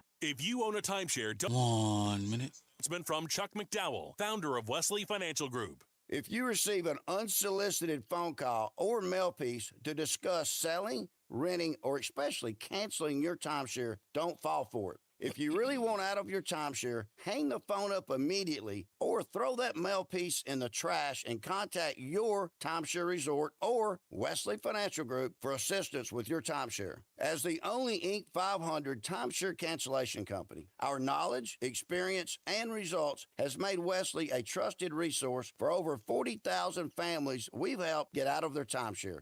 Give us a call, and I'll send you our timeshare exit information kit free with the straight facts about your timeshare and all of your options for And 10. Info Kit, 800-329-2121. 800-329-2121. 800-329-2121. The airing of grievances. I got a lot of problems with you people. You're going to hear about it. I know you're probably saying to yourself, man, we didn't even get to air any grievances today. Well, you can now. It's Friday, weekend coming up. I hate having to leave you. You have no idea. Roland, on the other hand, he's quite fond of leaving you. He's excited to get to his weekend. Hey, it's my birthday weekend. Is it really? When's your birthday? Saturday or Sunday? Sunday. Sunday. Oh, you got the worst day of the week. You can't. What are you going to celebrate the night before, right? Like Saturday night into your birthday. Treat it like New Year's. It could never be the worst day of the week if it's my birthday, sir. My apologies. But when I say the worst day of the week, I'm like, you're a young person. So, like, partying on Sunday is like, it's like smoking at church. It's unheard of. You can't party. People, listen to me. I know people who have tried. Hey, man, we going to the club. All right, really win. It was like, we going Sunday night. I'm like, what? Nobody goes Sunday night to the nightclub. There's a lot of people that party Sunday night. Who are these people? Yeah, Who are these absolutely, like, the most wretched people in the world? They're sinful heretics who would party on a Sunday. That's the Lord's day. Are you kidding me? Well, you say your prayers in the morning. Oh, yeah, of course you do. You bless your food before you eat your breakfast. That's right. Uh-huh. And then after that, my friend. There you go, party. It's football and party. Uh-huh. Let me explain to you what Monday looks like. Lord, please. Forgive me for all the wretched things I did on your day, on your Sabbath. I couldn't, on a Sunday, it was unheard of. And I'll be honest with you, when I was a drinker, I would not, like, first of all, when I drank, and I drank a lot. I was a drinker. I had one rule about drinking. Never drank before 12 noon. Just it had to, a PM had to be on the front. Now, I had my best friend, Jamie Montgomery, who's probably going to sue me for just putting him on blast all the time. My best friend, Jamie Montgomery, his response was, it's 5 o'clock somewhere. That's what he would say. Yeah. He would say that. Everyone has that friend. But I had a rule, like there was no drinking in the morning. I was not a day drinker. I knew some people who wake up, like, when they started doing the international game. Oh, you know what? I'll tell you even better. I had a friend, Stanley, who took me to an Irish pub to go watch the Celtics play. For those of you who watch international soccer, you know what the Celtics are. It's like the Celtics, but you pronounce it Celtic instead of Celtics. Anyway, he took me to an Irish pub in New York City to go watch the Celtics play. And in order to watch them, we had to get up at 6 a.m. to go to the pub and watch it. The whole bar at this Irish pub had Guinness and I forget the other Irish stout that they had there. These guys were drinking at 6:30 in the morning. Yeah, that was the first and only time I ever drank during the AM. It was the only time. But these guys were drinking like it was 3 o'clock in the afternoon. And that was the only time. And I felt so guilty about it. Having a beer in the morning, it's like having breakfast at night. By the way, I know you people do that. Oh, my God. I have Stop breakfast for dinner like twice a week, Stop man. it, you weirdos. Let's get to the BPS Traffic Center with Mark Christopher, who I know has eaten breakfast at night. I'm not a big breakfast guy, period, so you wouldn't catch me. Would you eat a breakfast food at night? Would you have like a waffle at 9 p.m.? Yeah, not usually, no. Okay, but you've done it. I'm not saying I've never done it. Okay. Yeah, I have done it. But no, you got to have French toast, eggs, and bacon. That's just weird. No. At 10 p.m. See, you know what I'd have at 10 p.m.? I'd have a BLT. Oh, okay, BLT works. BLT's all right. But have you ever been in a function where you had to have a beer at 8 a.m.? You've never been there, right? Well, I've done it. Come on, Mark. Well, when you're partying in South Beach, sometimes you're still going at 8 a.m. Yeah, the party just goes all night. The sun's coming up, and you're having another beer. Man, I wouldn't recommend that. And I was, 40 years younger when I was doing that. Yeah, but no, it has happened. Oh, okay. But When you're young, you can do it. When you're young, when you're young, you just can do stupid. anything. You're just like, oh. Yeah, you're just like, let's just drink a lot and just stay up all night. And that's what we used to do. Exactly. You're 100% right. Yeah, I was in the studio 72 hours straight when I was young. That all the time. If you're heading into Hartford now, southbound 91 got delays 33 down to 32 A and B. A little slow again as you approach exit 22 and the Route 9 interchange. Some more slow traffic 19 to 17 in Meriden. Northbound 91, that looks good. Cromwell through downtown up into Windsor. Westbound side of 84 slowing 56 Governor Street out to 47 Sigourney. 84 eastbound, you got delays about a half mile before 46th Avenue into the tunnel. 291 through 84 moving well. 2 eastbound's okay. Glastonbury to Marlboro. 9 northbound a little tight at the Aragoni Bridge in Middletown. 84 eastbound slowing by 18 in Waterbury. Some slow traffic eastbound by exit 26 in Cheshire. 9 northbound on the New Britain Newington line. We have an accident between exit 37 and 38. Right lanes blocked there. Delays are back to the 72 interchange. 84 eastbound in Danbury slowing 3 to 5 again. 84 eastbound slowing in 9 to 11 in Newtown. South 95 New Haven tight 48 down to 44. Traffic and weather together on the 8s. WTIC News Talk 1080. WTIC weather. Alrighty, as we head our way through the evening and overnight tonight, well, it's going to be comfortable, but we will have partly cloudy skies around and a brief shower from late evening on, the low down to 57. Now, Saturday starts with some clouds, then sunshine, pleasantly warm, the high up to 77. Beautiful day Sunday, albeit a touch cooler, mostly sunny, very comfy, the high of 73. Watch for a shower in spots early Monday morning. If you're headed out early, take your umbrella. Otherwise, it'll be breezy with the clouds giving way to some sunshine, the high of 70. Cooler, though, as we head into the week. Tuesday, sunshine, a few clouds, the high 67. Mostly sunny with a passing shower in the afternoon on Wednesday, the high only 61. Right now, Bristol at 70, Mansfield 68, 72 in Hartford. I'm meteorologist Jason Caterina in the WTIC Weather Center. Looking for the best ways to prepare for retirement? Then be sure to tune in to Johnson Brunetti's Money Wisdom with Eric Hogarth tomorrow morning at 8:30 right here on WTIC News Talk 1080. Longing for thick, healthy, gorgeous hair? Say goodbye to shedding thin and dull hair and hello to thick, healthy hair with Hair Volume from New Nordic. Available online at Amazon, Walmart.com, and NewNordicUSA.com.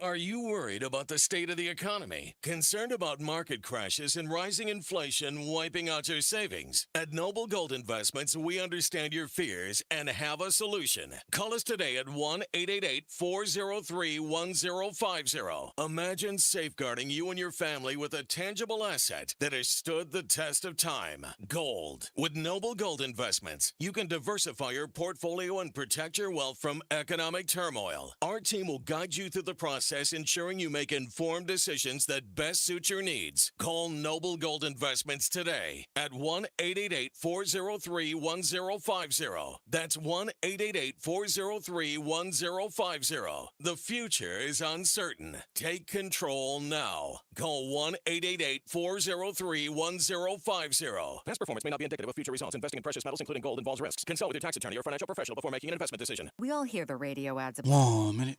They tell you to be afraid, to be scared, and they try to frighten you into calling. I'm not here to do that. Tax Relief Advocates is different. TRA is here to tell you that if you owe money to the IRS, whether it's $5,000, $50,000, or $500,000, we have a solution. It doesn't matter if you're sitting in your car, at work, or with your kids. No matter where you are, call now. 800-575-6481. Don't lose hope. TRA can eliminate or reduce what you owe to the IRS. Generous programs are now available that can give you a fresh start. Our passion is taxes and helping individuals fix their IRS problems. We have over 1,000 5-star reviews on Google and an A+ with the Better Business Bureau. You don't need to be afraid of the IRS any longer. End your tax nightmare today. Man, Tim. Online at TRA.com or call 800-575-6481. That's 800-575-6481. Tax Relief Advocates. Real solutions for real people. What's up, everybody? You know who it is. You know who it is. You know who it is. It's Reese on the Radio. Frederick Douglass of the 21st century. It's WTIC News Talk 1080. So much work to do this weekend. Got to prepare for Sunday's show. Get ready to do this all over again. I have my own grievance. I'll tell you this, is that I don't like people who try to extort me with feelings. Have you ever had anybody do that to you? Extort you with their feeling, like something that they're going through and they want you to be like sympathetic, and you know you're being sort of forced to. Yeah, man, I'm just going through, some things right now, I'm just, and the whole time I'm hearing it, I'm just going, yeah, I don't want to care, and I really wish you wouldn't bug me, and I prefer you didn't bug me with your problems right now. I'm not all that interested in them. That's your own personal deal, dude. Whatever you got going on, you do you. I've got my own problems. Not that I do. I really don't have any problems. I'm living a charmed life, I will tell you. And that's the reason why I don't want to hear your problems, is because I don't have any, and I don't need yours. Just, my plate is full with joy. I don't need your misery. It doesn't go good with the stuff I have on my plate. It just doesn't. That looks spoiled. That looks half-eaten. No. Get that out of here. Let's get to the phones. I know there's some grievances. Wow, we got a list of them. Let's go to Matt in Bristol, my good friend. How are you, Matt? Hello, Mr. Hopkins. What's up? Actually, well, I don't have, many grievances, but I do want to add some credence to your theory. Yeah. On Kamala's kind of, okay. Fake campaign. So, Let's just call it that. Okay. So you know how Obama just came out now? Yeah. On And Thursday, that he's going to be looks weird? campaigning. Okay. So what if their theory was exactly what you were saying, and they're looking at 2028, and then after J.D. Vance did that debate, they're like, whoa, we don't have 2028 anymore. That's possible. It's a good, you know what? That's a good reason for Barack Obama to throw himself in the fray. Because remember, we had no real, we had no real tell that Barack Obama was going to get involved. It's a good point to suggest that because J.D. Vance did so well, that Barack Obama had to come out and say, okay, I need to get involved. There's a likelihood. But guess what? Remember, J.D. Vance will lose a lot of the, what I would consider core MAGA. They're going to tear, because remember, J.D. Vance is going to be, if he is elected, will have a 4-year record as vice president. They'll pick that apart when Gavin Newsom comes in. And if Gavin Newsom is the candidate, it's a J.D. Vance, Gavin Newsom candidacy, then, Gavin Newsom, who's as slick as they come, he's a pretty good debater. If you watch that thing between he and DeSantis, he's pretty good. He came off, without a glove being touched, with a glove getting on him. DeSantis wasn't that effective in that debate, and nobody remembers it. Well, he is, but you got to remember, if Donald Trump wins and they win the House or the Senate, whatever, and they actually send the country back in the right direction. Yes. That's a whole different ballgame. Oh, absolutely. Listen, don't get me wrong. Democrats don't think that's possible, right? They have no faith that Donald Trump's going to do any of the stuff that he's going to do. That's their arrogance. They don't believe that Donald Trump's going to save our union in any way. So that's, again, they believe that what they want is their biggest guns on 2028 and beyond. And Gavin Newsom, 8 years of Gavin Newsom for them, that's a win-win. Gavin Newsom is supposed to be the heir apparent, not Kamala Harris. They just want their big dog in the most important race of their political lives, and Gavin Newsom is the guy. I agree with you, but they know what Trump did with one hand tied behind his back. Yeah. Oh, yes. Now that they know that he has someone waiting in the wings that is actually better than Trump. Whew. Yeah, I agree. It's going to be. You might be looking at a dynasty. It's an uphill battle. Here. It's an uphill battle, I'll admit. But like I said, if J.D. Vance ends up being the 2028 candidate, he's going to have a record that he's going to have to defend, and he's going to have to go up against, we're talking about the full weight of the Democratic Party, and that's media and politicians as well. But they believe they've got a shot against J.D. Vance. They know they don't against Donald Trump. Donald Trump is a phenomenon, and they believe that it loses some fangs with a J.D. Vance. That much I know. I only have time for one more quick thing. Real quick. So you're doing a hotline where we can call you anytime. Not a call. It's a chat that you can text me at any time. Okay, you might want to block me right now. All right. Because I'm going to drive you insane. Well, so you might just want to block my number right now. I'm just warning you, pre-warning you. We'll see. We'll see. Thank you, Matt. Joe's in New Hampshire. How you doing, Joe? Hey, Reverend, did you take my advice yesterday and buy that United States oil fund? No, actually, that's a long story. I'll get into it real quick. I got to run real quick, so go into your next one. Do you have a grievance for me today? Well, I'm in Pennsylvania. I'm in the Harrisburg area. Where you went? Are you going to Butler? Oh, definitely, the four of us. But we're getting advanced advice. We're going to have to park maybe 5 miles from Butler and walk a long ways. I mean, there's already been a surge of people in there since yesterday. I imagine. Hey, if you got to, just park 5 miles away and Uber it. No, you can't get through. It's like Woodstock. The roads are all clogged. They just park and walk away. You have to park 5 miles out in order to get to the spot? Well, that's what they're telling us. They say you're probably going to have to walk 5 miles. And anybody who comes tomorrow, forget it. They're just going to have to turn around about 10 miles away. Send me a message on Facebook and let me know. Like, send me a picture of where you are and tell me where you are so we can talk about it on Monday. It's going to be a ceremony in honor of the fireman that was killed, and the 2 that were wounded are going to be there and honored. It's going to be like a service. It's going to be religious. It is going to be everyone. When I was just checking out my notes.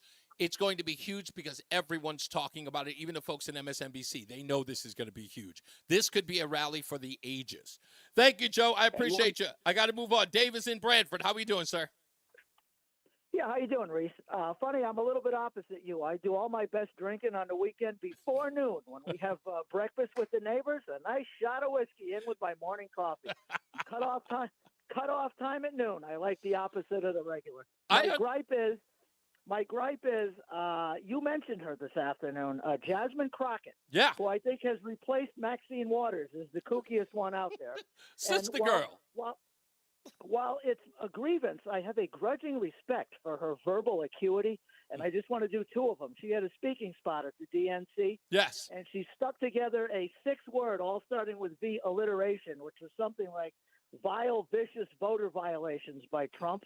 And then her best one, she was having a bitch slap down with Marjorie Taylor Greene. Oh, yeah. And she called her a bleach, blonde, bad-built butch body. Yes. And I just have so much respect when you can spiel that off effortlessly like a rap star. Yes. She has got a skill, and maybe you should put up a collage of sound effects. She talks like that often. I'll bet it's she does. She's a whole bunch of sound bites, especially with a wicked whack weave. I'm done. Thank you, sir. You got it. You too. Mike's in Plainville. How are we doing, sir?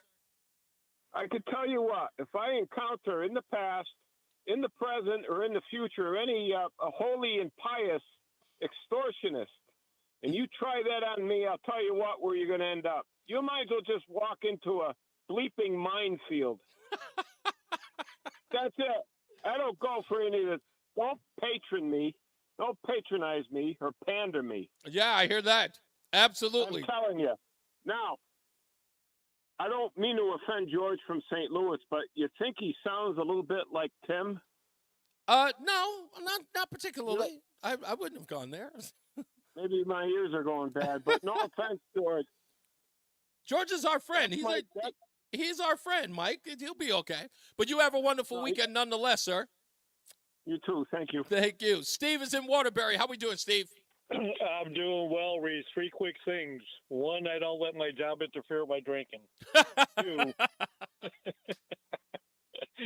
2, instead of the chant to defund police, I say we defund the colleges. I'm with you there. All right, that was my particular wrap up. Let me actually. You know what? I'll piggyback on you. When you can have Harvard University, who has $90 billion in their coffers, $90 billion in their coffers, to encourage their students to go on welfare. Do you remember that last year? It doesn't surprise me, but I'll be honest, I don't remember. They were encouraging their students who were struggling to pay bills or struggling to buy food to go on food stamps. I'm like, what? If you can afford to go to Harvard, you're going to tell those kids, if their kids in Harvard can't eat, how you just take some of that endowment and just feed the kids there? Because the only thing, absolutely, I couldn't believe it. It was one of the most insane things I ever heard of in my life. At Harvard University? Absolutely. It's really crazy. Stupid. Thank you, sir. Yeah. But go ahead. Sorry. Okay. You were talking about, like, people talking about problems and stuff. Oh, yeah. Please don't bug me with your problems when my plate's full. Yeah. Just want to share this with you. You know, if you're a woman and you want to just have me listen and not solve your problem, you're talking to the wrong guy. If you're a person that has the same problem a year from now that I already told you how to deal with it a year ago, I don't want to hear it either. But I don't mind helping people out. Yeah, I mean, if I can, or if I'm in the mood, or if I'm in the state. I got people calling me from Virginia asking for help. I can't help you. Here's my problem. I got too much money, too much of the filthy green stuff, and I just don't know what to do with it. You poor bastard. Now you interested? Thank you. Do I have your attention? Yeah, exactly. Thank you, Steve.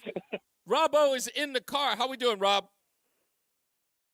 I'm doing well. How are you? I'm good, sir. You're my last but not least. What do you got for me? All right. I'm going to bring it back to a few years ago. I have a grievance. Yes. I have enjoyed over the years watching the SNL, Saturday Night Live, debates between Hillary and Trump when they had the guests on there. Yeah. And my grievance is we don't get any of those now because there's only one debate, and it was such a poop show that nobody gets to watch the. Yeah, exactly. And the writing is, with the exception of Weekend Update between Colin Jost and whatever his name is, I can't remember, Michael Che. The show is really, really not much. It's working on getting better, but it's barely there. Those? Yeah, I watch those. I Those watched are so funny. I love the watching Weekend those. Updates They're are so the funny. only. There was a time for many years I only watched Weekend Update. Like I waited until because it comes in at 50 minutes at the bottom of the hour. And I would turn it on, and it comes on religiously. And I watch Weekend Update because of guys like Dennis Miller, Norm Macdonald, Colin Quinn. Even Dana Carvey was doing it for a little while. I loved Weekend Update. It's the best part of the show. And I think, in my view, Norm Macdonald was probably the best. And you watched the debate with Hillary versus Trump when Alec Baldwin was Trump? Yeah, I watched those, but I'm not a big fan of Alec Baldwin. That's all. I got to get out. I guess my grievance is we don't get any more of those. Those were hysterical. And the hysterical part to me was that Trump won. Yeah. And they kept throwing it out that Hillary's going to win. Hillary's going to win. Hillary's going to win. Yeah, they should, exactly. They at least the writers knew. Thank you, Rob. I appreciate you, sir. Have a wonderful weekend. All right, folks, it's time for me to get up out of here. It is a very, very sad and somber goodbye. But as I always say, radio is free, so we thank you for paying attention. Remember to keep JC in your hearts and in your mind. Sean Patrick, we love you and we miss you. Remember that panic is not planning, so plan your work and work your plan. Go buy one of those T-shirts, by the way. I'm Reese on the radio. You have a good night, pleasant tomorrow, a wonderful weekend. He is Mark Christopher in the BPS Traffic Center. Good night, Mark. See you next weekend. Reese. All right, Reese, thank you very much. Have a great weekend. And if you are traveling. Oh, right, my good guy. Yeah. Weekend time. Just whatever you do, have a wonderful birthday. Okay, just have a really Appreciate it. Yeah, hopefully all my parlays hit on Sunday. He went a little slow, Yes, 34. that down I hope, 32 for at least on for your MD. birthday, Another you have slow that. down as you move. Thanks, man. All right, man. Have a good one. You too. Easy ride northbound 91 Cromwell through downtown up into Windsor. If you're traveling 291 384, that looks good east of the river. 2 eastbound's okay. Glastonbury to Marlboro. All right. Craig said, don't forget, 4 years, Gavin Newsom will be 60. Perfect age. He doesn't get the Bill Clinton, JFK, good-looking young guy vibe anymore. Yeah, but he gets the Michael Douglas, Gordon Gekko look, because, Michael Douglas was about, looked to be about 50, 60 in that role. He's still going to look good. He's going to be all right.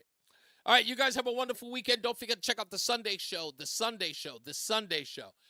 Very important to check that out. If you can't catch it on WTIC, go to ReeseOnRadio.com. It airs immediately after, if not at the same time, depending, because I know that the Patriots game is on at 1 o'clock, so we will be airing at 5. All right, so check that out, and we'll see you guys.